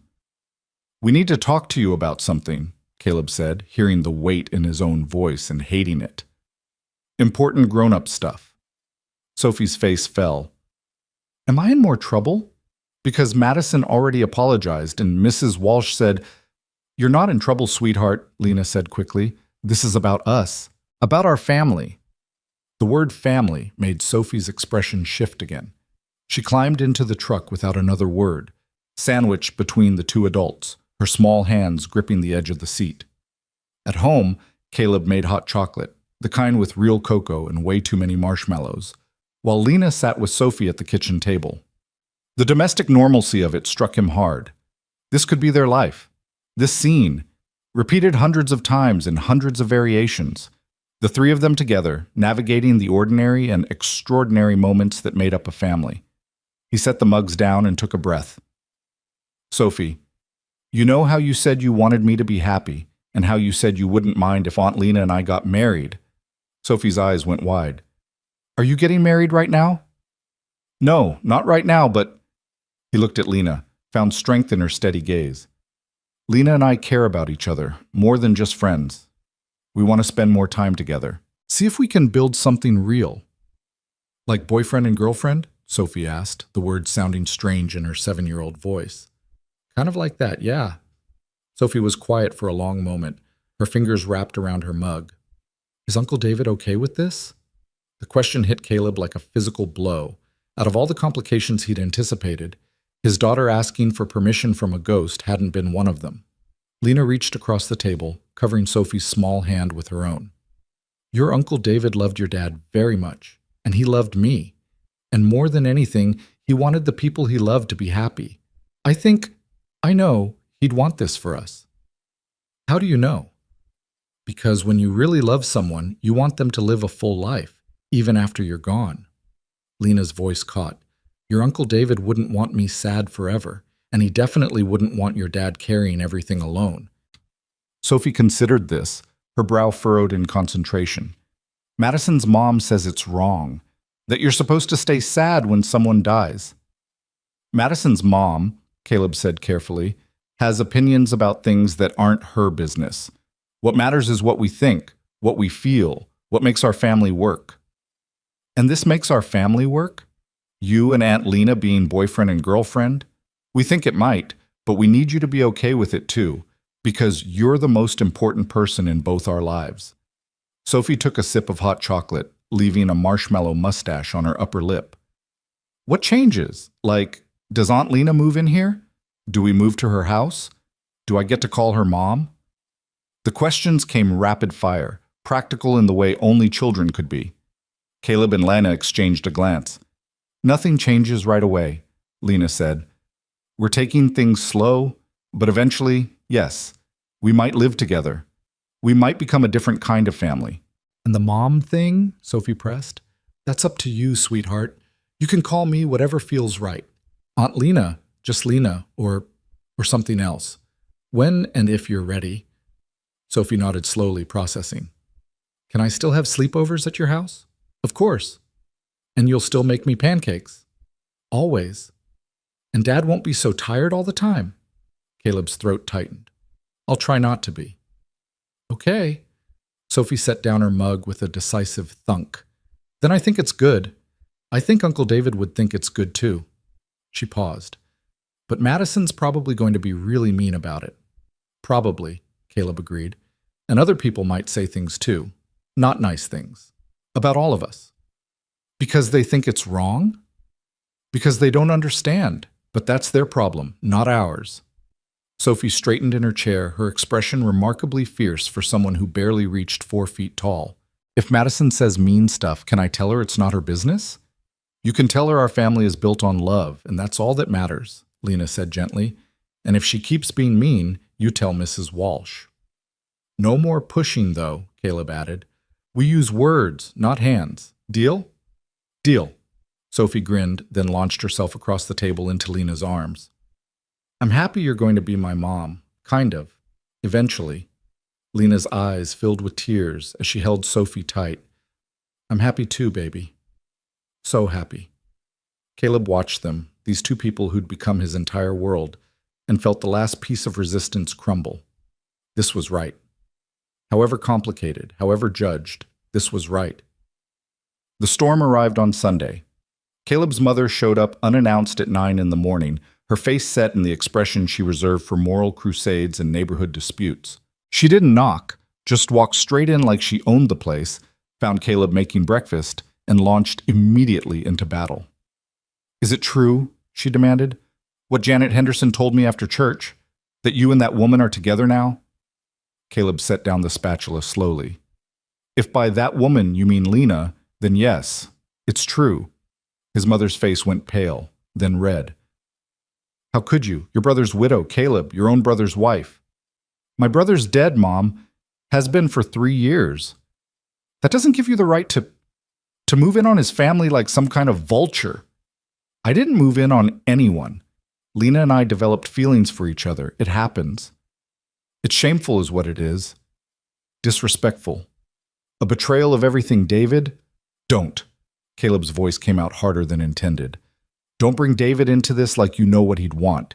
You barely spoke to him for 2 years before he died because he wouldn't come to your church. That was different. That was about his soul, about you needing to control everyone around you. The words he'd swallowed for years finally broke free. David made his own choices. Lena makes her own choices. I make mine. And none of them require your approval. His mother's hand went to her chest like he'd struck her. I'm your mother. I raised you. I deserve respect. You do. And you'll get it when you show some to the people I love. That woman has manipulated you. Can't you see it? She's been working on you since the funeral, making herself indispensable, playing on your guilt. Stop calling her that woman. Her name is Lena, and she hasn't manipulated anyone. She's been a good friend, a wonderful partner in raising Sophie, and now she's someone I care about deeply. That's all there is to it. And Sophie? What about what this does to Sophie? Growing up in a house of sin, watching her uncle and her father's widow. Sophie is happy, Caleb interrupted. Happier than she's been in years. She's excited about having a real family again. Maybe you should care more about her well-being than your church friends' opinions. His mother drew herself up, her voice going cold. If you continue this relationship, you'll be making a choice between that woman and your family. I've already made my choice. The silence that followed was absolute. Outside, a dog barked. A car drove past. The world kept turning while Caleb's relationship with his mother cracked down the middle. Then I don't know who you are anymore, she said quietly. Maybe you never did. She left without another word, the door clicking shut behind her with terrible finality. Caleb stood in the kitchen, his hands shaking, adrenaline coursing through his veins. He'd just burned a bridge he'd spent 28 years walking across. The dutiful son, the one who called every Sunday, who showed up for holidays, who tried so hard to make his parents proud despite never quite succeeding. Gone. All of it gone in one 10-minute conversation. Sophie appeared in the doorway, still in her pajamas. Was that Grandma? Yeah, honey. She sounded mad. She was. Caleb pulled Sophie into a hug, holding her tight. But it's okay. Sometimes grown-ups disagree. Sometimes they disagree so much they need space from each other. Is she mad because of Aunt Lena? She's mad because she doesn't understand, but that's not your problem to fix. Are we still going to see her for holidays and stuff? Caleb's chest ached. I don't know, Soph. Maybe not for a while. Sophie pulled back, looking up at him with concern that no 7-year-old should have to feel. I'm sorry, Dad. This is because of me, isn't it? Because I said I wanted you to be happy? No, baby. This is because of me. Because I finally stood up for what I want, what we all want, and that's never wrong.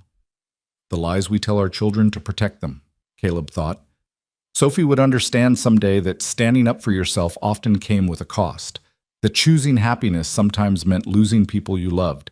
But for now, she just needed to know she was safe. The phone rang an hour later. Caleb's father, his voice gruff and uncomfortable. Your mother's upset. I know. Said some things were said that can't be unsaid. That's accurate. A heavy sigh. You're really doing this?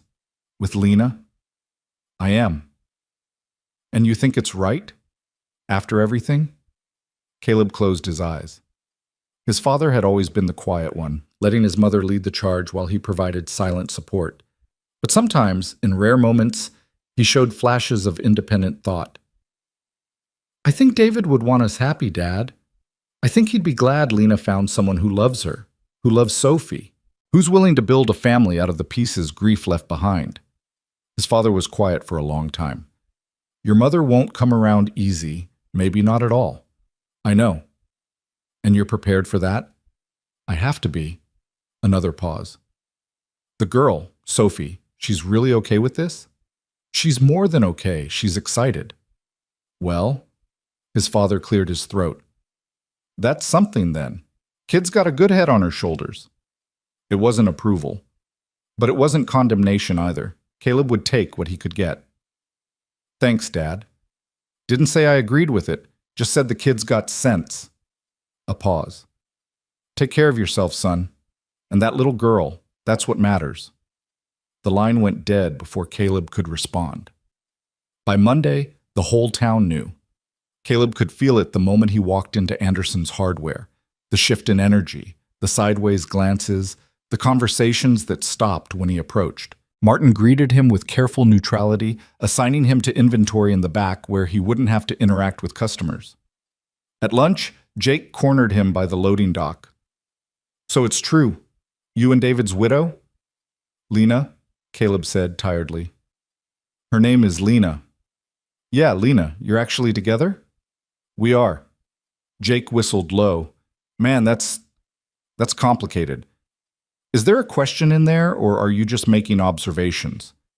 No judgment, Jake ran a hand through his hair. People are talking, that's all, saying it's weird, that it happened too fast after David. It's been 3 years. I know, but what? How long is acceptable? 5 years? 10? Should we have waited until Sophie graduated high school? Until I was old and alone and had suffered enough to satisfy everyone's sense of propriety? Jake held up his hands. I'm just telling you what people are saying. Thought you'd want to know. I don't. I really don't. Caleb turned to leave, then stopped. You know what the worst part is? Everyone's so busy judging whether it's appropriate that no one's asking if we're happy. If Sophie's happy, if we're building something good, they just care about whether it fits their idea of how grief should look. Are you? Happy, I mean? The question caught Caleb off guard. Yeah, he said quietly. For the first time in 3 years, I actually am. Jake nodded slowly. Then screw what people say. Life's too short to live it according to someone else's rules. It was the first genuinely supportive thing anyone outside of Lena and Sophie had said. Caleb felt something in his chest loosen slightly. Thanks, man. Don't thank me yet. Jennifer Clark's been on a warpath since the school thing. She's telling anyone who'll listen that you're a bad influence on Sophie, that Lena's manipulating you, that someone should call child services. The loosened tension immediately returned. She said, what? It's just talk. But you should know. People like Jennifer, they don't let go of things easy. Caleb drove to Sophie's school that afternoon with his jaw clenched tight enough to hurt. He found Mrs. Walsh in her office, looking harried and uncomfortable. Mr. Moore, I was going to call you this afternoon. About Jennifer Clark? The principal sighed. She's filed a formal complaint. Says Sophie's living environment has become unstable and potentially harmful. Based on what evidence? Based on concerns about your relationship with Ms. Lena Mercer. She's questioning whether Sophie's emotional needs are being met given the complexity of the situation. Caleb forced himself to breathe slowly. Sophie is thriving. Her grades are excellent. She has friends. She's happy. What exactly is the concern? I agree with you, Mr. Moore.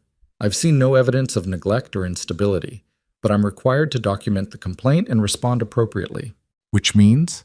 Which means I'll need to meet with you and Miss Mercer, observe Sophie in the classroom, Make sure everything is as it should be. Mrs. Walsh's expression softened. This is a formality. I don't anticipate any real issues, but I have to follow protocol. Because a busybody with a grudge filed a complaint based on moral objections rather than actual facts.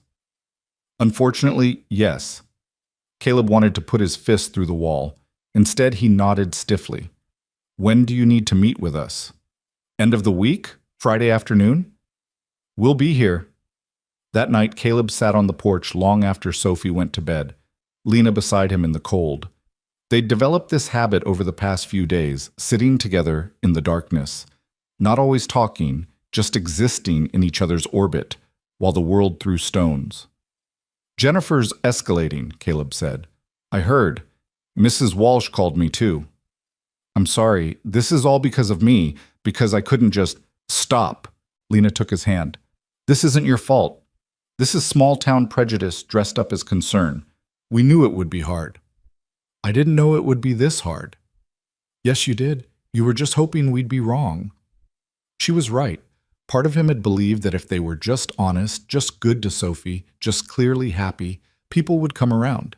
He'd underestimated how much others invested in keeping the bereaved properly bereaved. What if she actually gets somewhere with this? Caleb asked.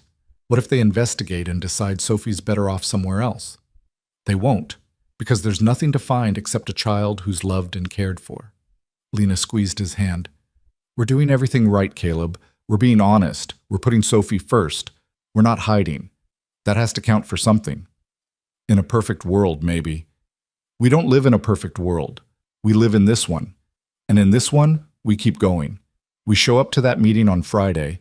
We answer their questions. We prove there's nothing wrong here except people's narrow minds. Caleb pulled her closer, breathing in the familiar scent of her shampoo. When did you get so brave? When I decided I was done letting fear win. The meeting on Friday was exactly as uncomfortable as anticipated.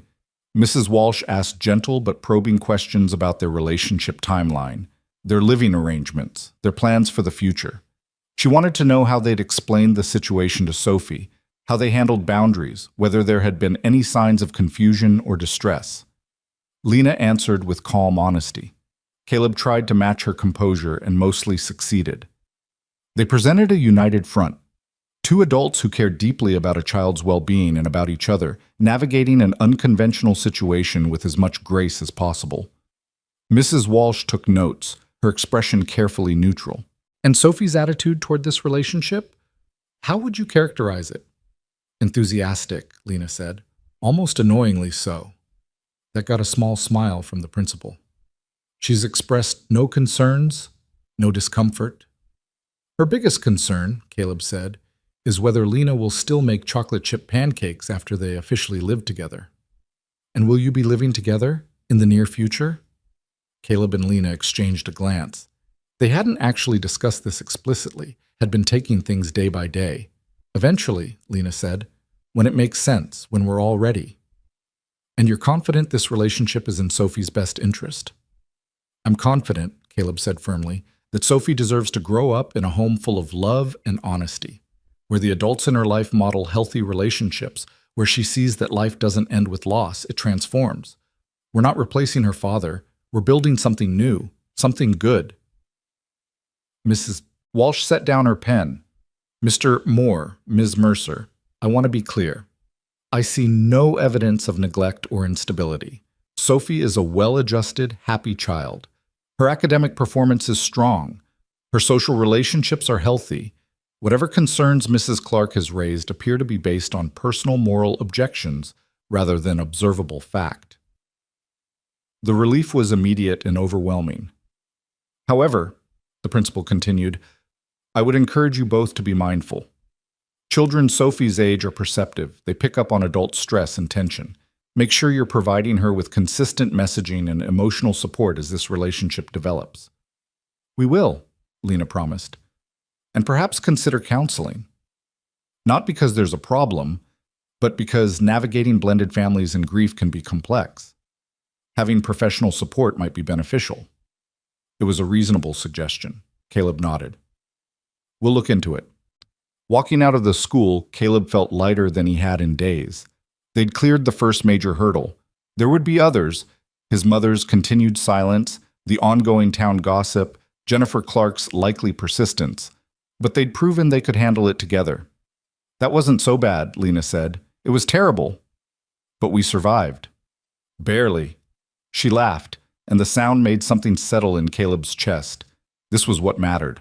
Not what strangers thought, not what former friends whispered. Just this: Lena's hand in his, Sophie waiting at home, a future that finally looked like something worth having. They picked up Sophie together, a small act of defiance and normalcy. She ran out clutching a drawing she'd made in art class, a picture of 3 people holding hands in front of a house. "That's us," she announced proudly. "Our family." Caleb looked at the drawing, at the careful way Sophie had rendered each figure, at the house with its 2 big windows and crooked door. She'd drawn them all the same height, a child's disregard for scale making them equal in importance. "It's perfect," he said, his voice rough. "Can we hang it on the fridge?" "Absolutely." That night, after dinner and homework and the elaborate bedtime routine, Caleb stood in the kitchen staring at Sophie's drawing. 3 figures holding hands, smiling, a family. His phone rang. An unknown number. "Hello?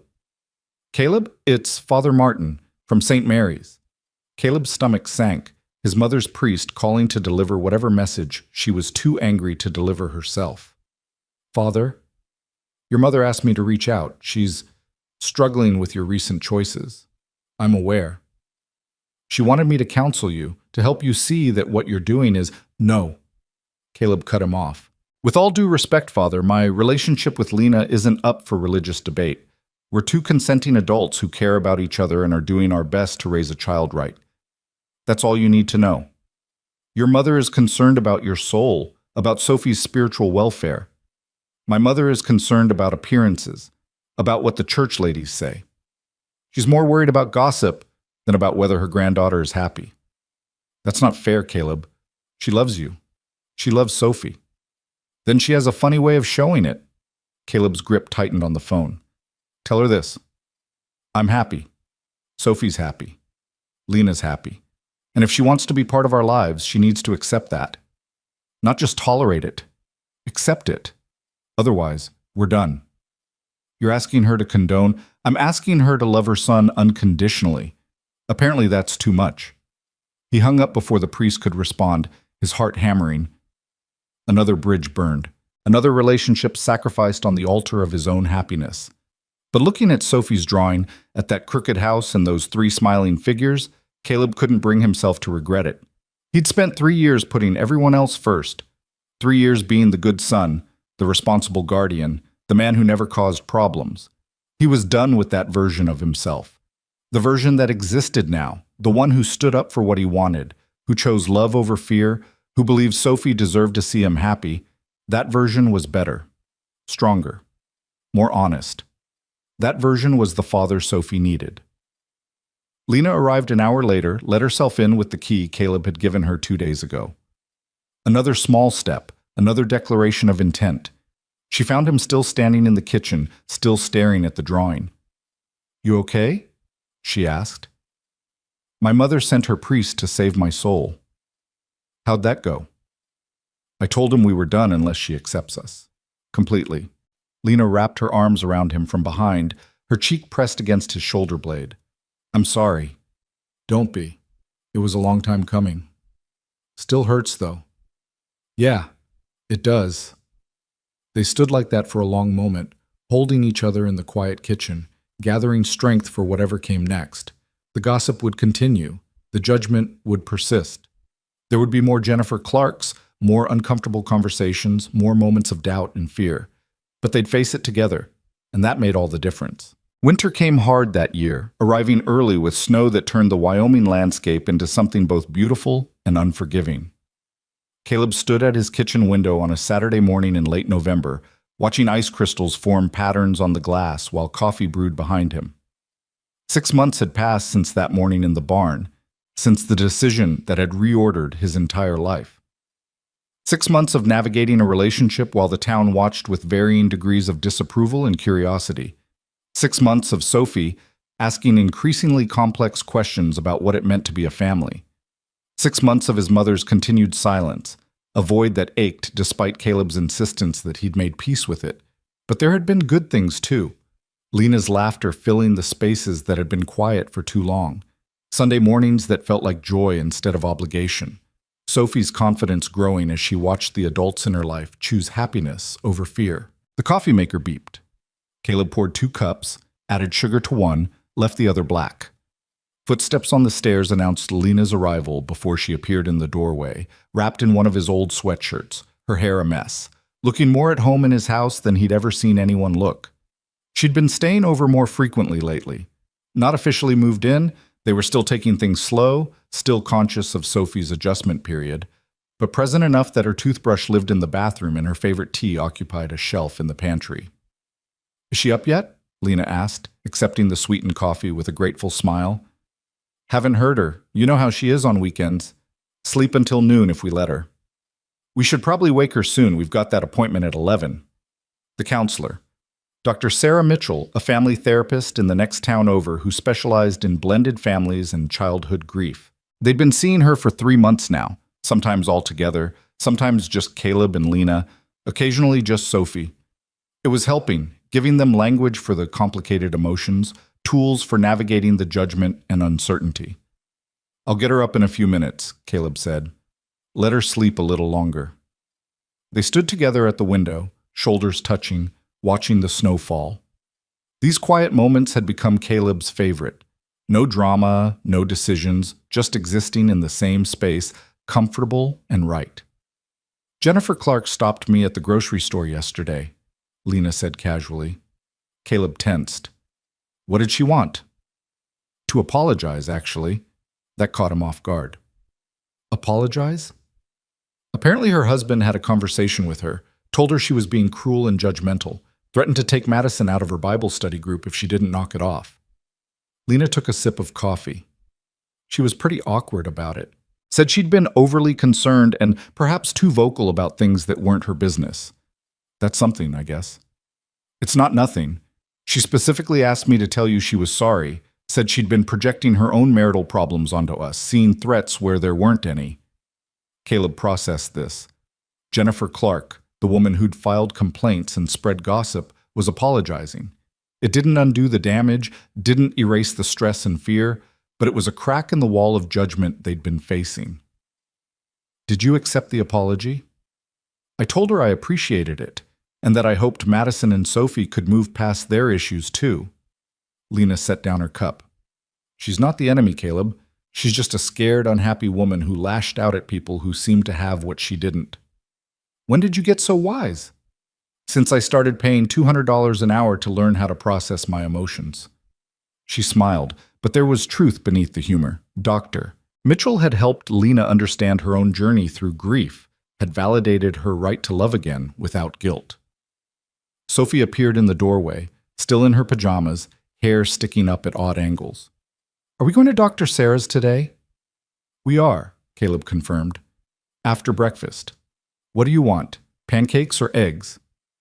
"Can Lena make the pancakes?" It was these small moments that reminded Caleb how far they'd come. Sophie asking for Lena specifically, claiming her as a fixture rather than a guest. The easy assumption that Lena would be there for breakfast, for dinner, for all the ordinary moments that made up a life. "I can make pancakes," Lena said, "but you have to help." Sophie grinned and ran to wash her hands, leaving the adults alone again. "She's doing well," Lena said quietly. "Better than I dared hope. Dr. Sarah says kids are resilient, that as long as the adults in their lives are honest and consistent, they adapt faster than we give them credit for. Still, I worry sometimes that we're asking too much of her, that she's just being agreeable because she thinks it's what we need. She's not that good an actress, trust me." Caleb pulled Lena closer. "She's happy, really happy. You can see it." And it was true. Sophie had bloomed over the past months, her confidence growing alongside the stability of their unconventional family. She talked openly about her feelings in therapy, asked questions without fear of upsetting anyone, navigated the remaining social complications at school with remarkable grace. Just last week, she'd come home and announced that she'd told her entire class that her family was different but awesome. When one boy had said it was weird to have your dad date your aunt, Sophie had apparently responded, "It's only weird if you make it weird. They love each other and they love me, and that's what matters." 7 years old and already wiser than most adults. At Dr. Mitchell's office, they settled into the familiar routine. Sophie immediately gravitated to the toy corner while the adults took their usual seats on the comfortable couch. Dr. Mitchell, a woman in her 50s with kind eyes and an impressive collection of cardigans, greeted them warmly. "How's everyone doing this week?" They went through the updates. Caleb talked about the ongoing silence from his mother, the grief that came in waves despite his conviction that he'd made the right choice. Lena discussed a difficult conversation she'd had with David's parents, who'd initially been supportive but were now expressing concerns about moving on too quickly.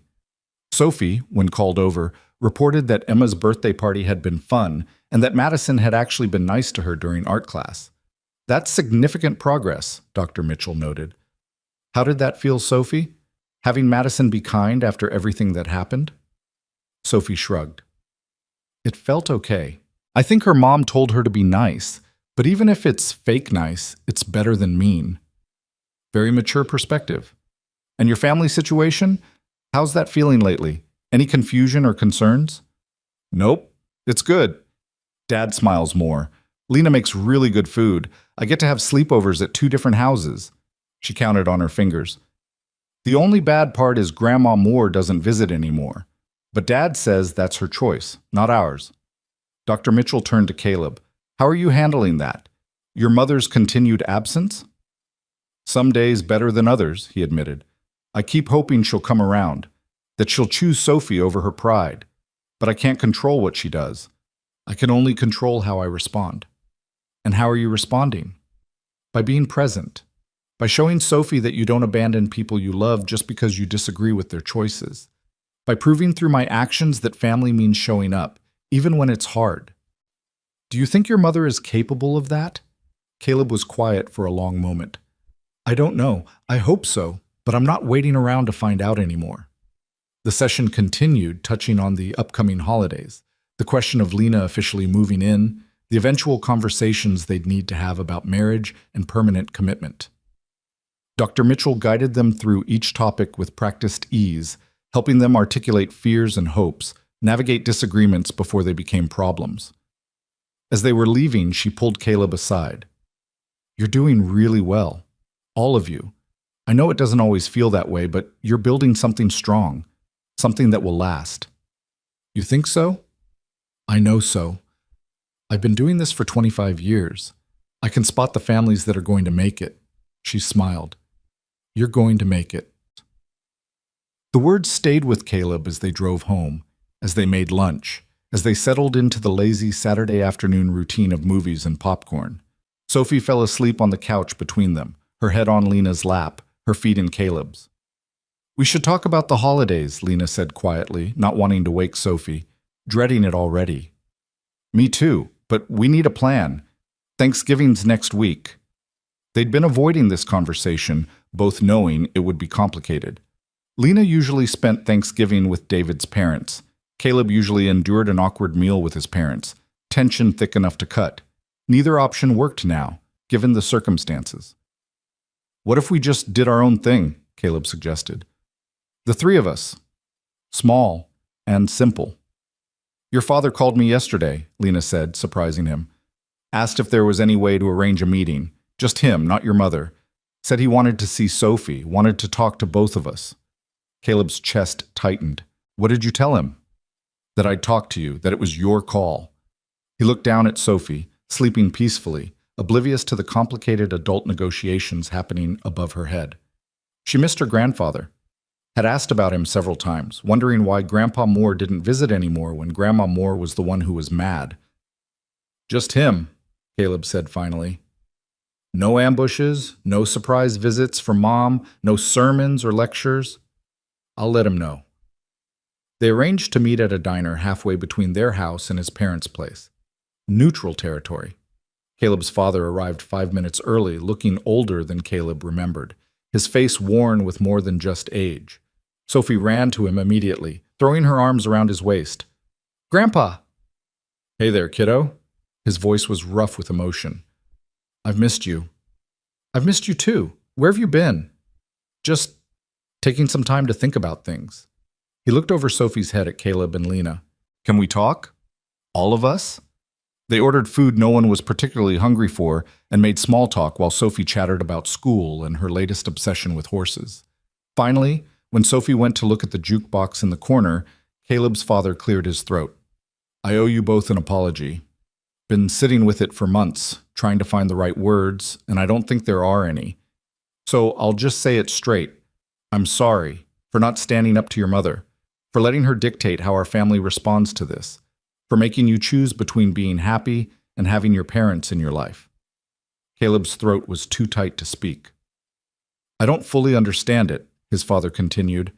Don't know if I ever will. In my day, you didn't, well, you just didn't.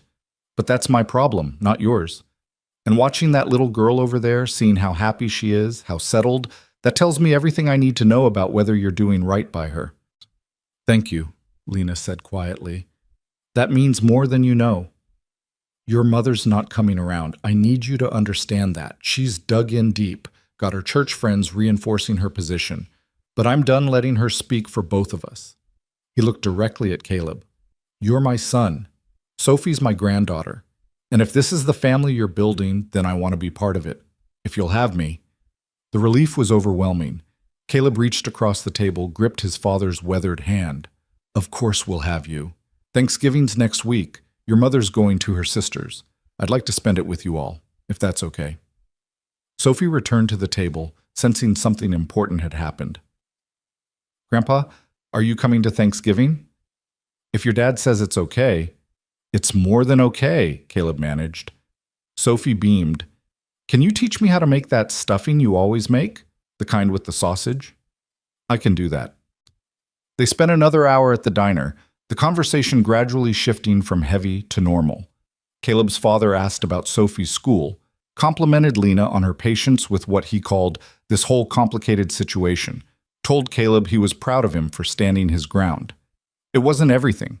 It wasn't his mother's acceptance or the town's full approval. But it was something. It was one more person choosing love over judgment, choosing presence over absence. Thanksgiving arrived cold and clear. Caleb's father showed up at 9 in the morning with bags of groceries and his grandmother's stuffing recipe written in shaky handwriting on an index card. He and Sophie took over the kitchen, measuring sage and chopping celery, while Caleb and Lena handled the turkey and sides. It was chaotic and imperfect, and nothing like the formal, tense Thanksgivings Caleb had grown up with. Sophie got flour everywhere. The rolls burned slightly. Caleb's father told inappropriate jokes that made Sophie giggle and Lena roll her eyes. It was perfect. They ate in the late afternoon, the table crowded with too much food, sunlight streaming through the windows.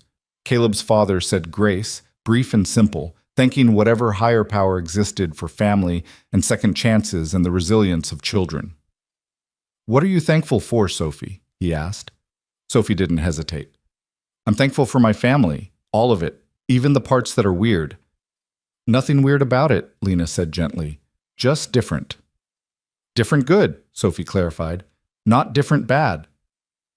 That night, after Caleb's father had gone home with promises to visit more often, after Sophie had crashed from sugar and excitement, Caleb and Lena sat on the porch despite the cold.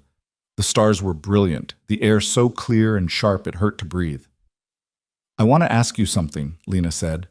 Okay. Move in with me. Officially, both of you. Caleb's heart stumbled. They'd been dancing around this conversation for months, both knowing it was coming but afraid to rush. My house is bigger, Lena continued. Has that extra bedroom Sophie could use for sleepovers when her friends visit. The yard is better, and... She paused. And it's where David and I lived. I need you to be okay with that. Need you to know that having you there isn't erasing him. It's honoring the family he wanted for Sophie, the happiness he'd want for all of us. I'm okay with it, Caleb said. More than okay. But are you sure? Really sure? Because once we do this, we're all in. No more taking it slow. No more separate houses as safety nets. I'm sure. Her hand found his in the darkness. I've been sure since that morning in the barn. Maybe even before. I'm tired of half measures. I want to wake up with you every morning. I want Sophie to have a real home with both of us in it. I want to build a life, Caleb, a real one, together. When? Christmas? Give us a month to prepare Sophie, to make it special. Start the new year as a real family. Caleb pulled her close, kissed her under the stars, felt the last piece of fear crumble. Okay, let's do it. They told Sophie the next day. She reacted with the enthusiasm of someone who'd been waiting for this news for months, immediately launching into plans for how to decorate her new room, whether Milo the cat would like having more people around, if she could finally get a dog now that they'd have a bigger yard. We'll discuss the dog, Caleb said, laughing at her transparent negotiation tactics. The next few weeks passed in a blur of packing and planning. Caleb gave notice on his rental, sorted through 3 years of accumulated belongings, decided what to keep and what to leave behind. Some of it was easy: clothes, books, Sophie's toys. Some of it was harder: the furniture he and David had picked out together when Caleb first moved to town, the photos from before everything fell apart. Lena helped him pack, understanding instinctively which items needed gentle handling, which memories required acknowledgement before they could be boxed up and moved forward. On Christmas Eve, they finished moving the last of their belongings. Sophie's room was chaos, boxes everywhere, clothes piled on the bed, toys scattered across the floor. But in the middle of it all, she sat beaming, surrounded by the physical evidence of her new reality. "Can I decorate however I want?" she asked. "Within reason," Caleb said. "What's reason?" "No painting the walls black. No holes in the ceiling, no livestock." Sophie giggled. "I wasn't going to get livestock. Just checking." That night, after Sophie finally fell asleep in her new room, exhausted from excitement and too much hot chocolate, Caleb and Lena stood in the kitchen of what was now their shared home. Boxes still lined the walls, pictures leaned against furniture, waiting to be hung. The whole house had that disorganized, in-between feeling of transition. "We did it," Lena said. "We did. No going back now." "Wouldn't want to." She kissed him, soft and sweet and full of promise. "Merry Christmas, Caleb Moore." "Merry Christmas." Christmas morning arrived with Sophie bursting into their room at 6:30, demanding they come see what Santa had brought. They stumbled downstairs to find the tree surrounded by presents, the lights twinkling in the pre-dawn darkness.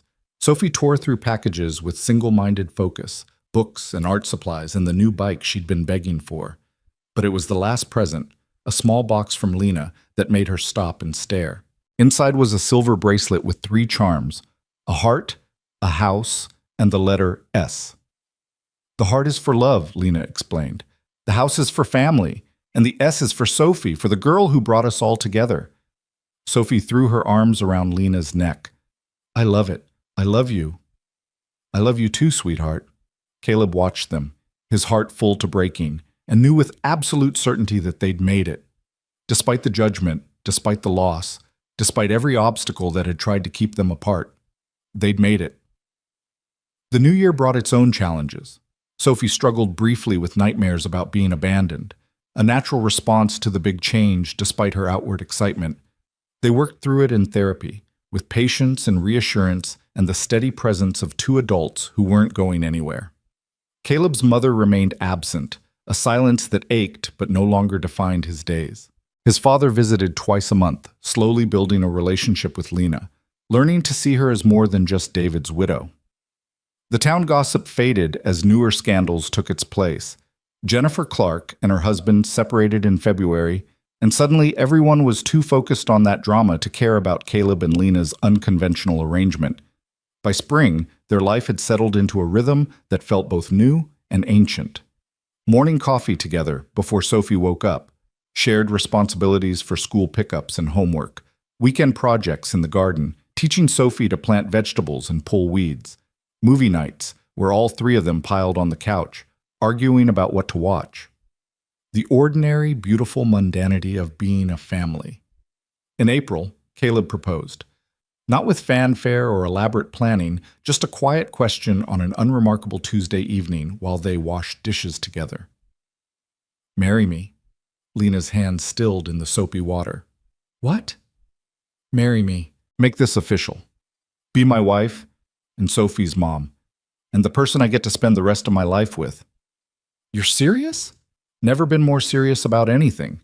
She dried her hands slowly, turned to face him. Yes. Obviously, yes. They told Sophie at breakfast the next morning. She responded by asking when she could be a flower girl and whether she got to help pick out the dress. We're thinking small, Lena said. Just us, and a few close friends. Can Grandpa Moore come? Of course. And Emma? We'll see. And can I get a dog after the wedding, since we'll be a complete family and everything? Caleb laughed. We'll discuss it. They were married in June in Lena's backyard, under the cottonwood tree where David had proposed to Lena 8 years earlier. It felt right, honoring the past while stepping fully into the future. Caleb's father stood beside him, serving as best man. Sophie, in a dress she'd helped pick out, scattered flower petals with solemn concentration. It was small and simple and perfect.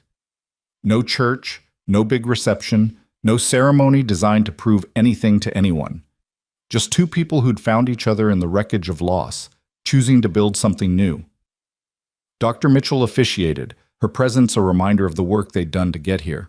Her words were simple but profound, speaking to the courage it took to love again, to trust again, to believe that happiness wasn't a betrayal of the past, but a gift to the future. Do you, Caleb, take Lena to be your wife? I do. Do you, Lena, take Caleb to be your husband? I do. Then by the power vested in me by the state of Wyoming, I pronounce you husband and wife. They kissed while Sophie cheered and Caleb's father wiped his eyes, and the few guests they'd invited applauded. The sun was setting, painting the sky in shades of orange and pink, and Caleb thought about David, hoped, believed, that his brother was somewhere out there, approving of this moment. The reception was in the same backyard, just cake and champagne and Sophie running around with the other kids who'd been invited.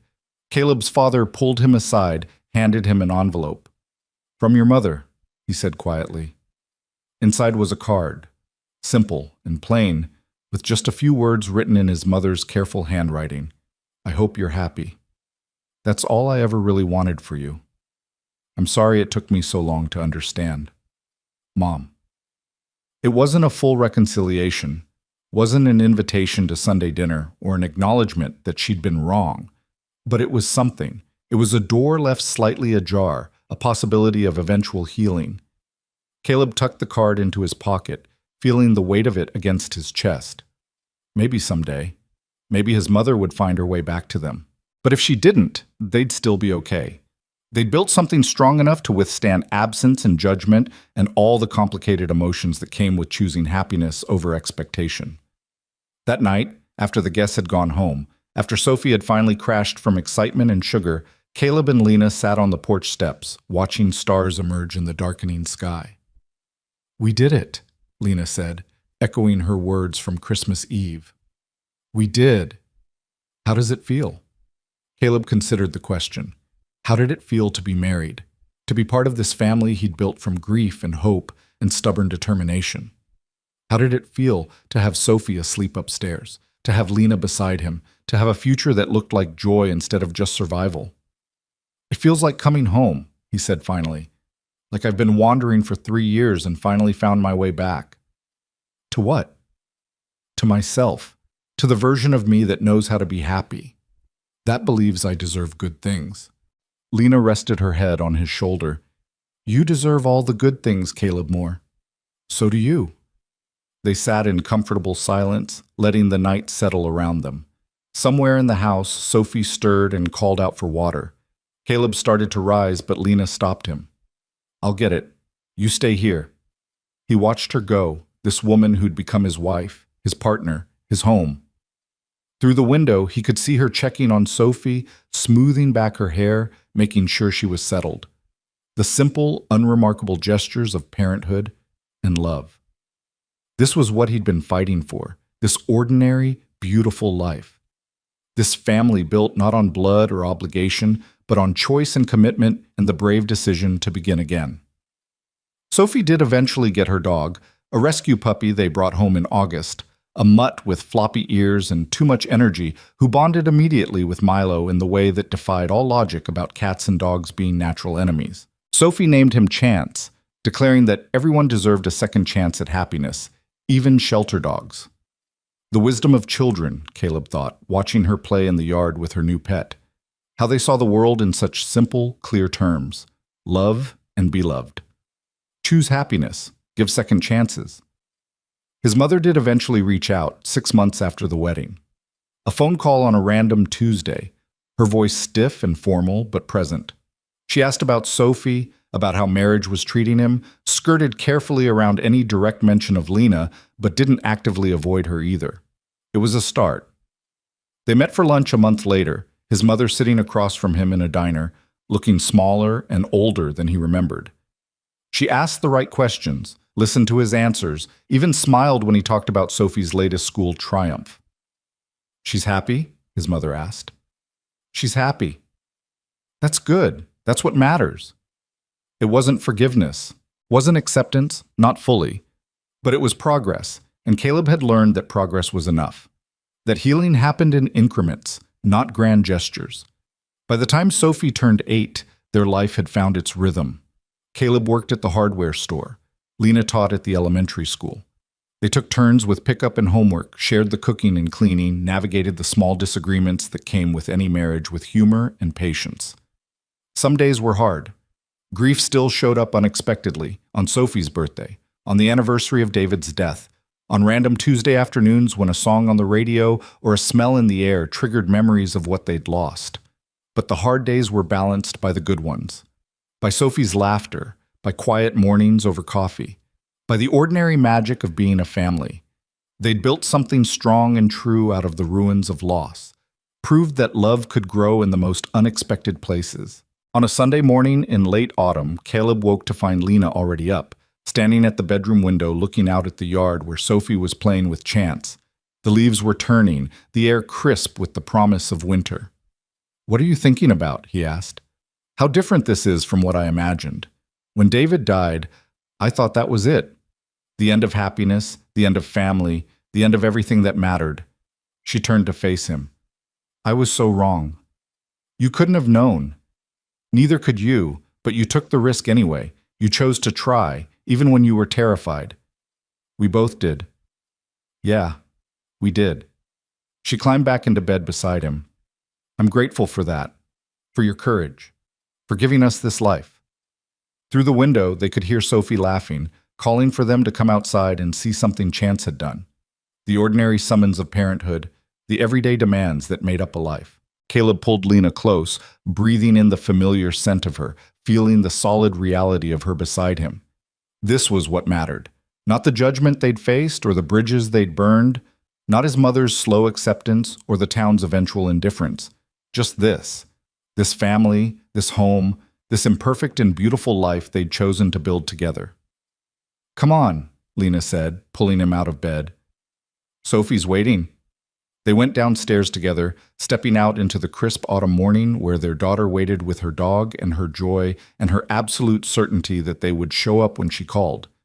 And they did, every time, without fail. Because that's what family meant. Years later, when Sophie was grown and had moved on to her own life, her own adventures, she would tell people about her childhood, about the father who'd stepped up when he didn't have to, who'd chosen courage over fear. About the stepmother who'd loved her as fiercely as any biological parent could. About the unconventional family that had taught her the most important lesson of all, that love wasn't defined by convention or expectation, but by the brave decision to choose each other every single day. But on that autumn morning, she was just a girl playing in the yard calling for her parents, secure in the knowledge that they would come, that they would always come. And they did. Caleb Moore, the single father who'd been too afraid to want anything for himself, stood in the doorway of his home with his wife beside him and his daughter laughing in the yard, and felt the weight of 3 years of fear finally, completely lift. He'd made it. They'd all made it. Not by playing it safe or following the rules or caring what others thought. They'd made it by being brave enough to believe that family wasn't defined by loss, but by the courageous choice to begin again. And that made all the difference.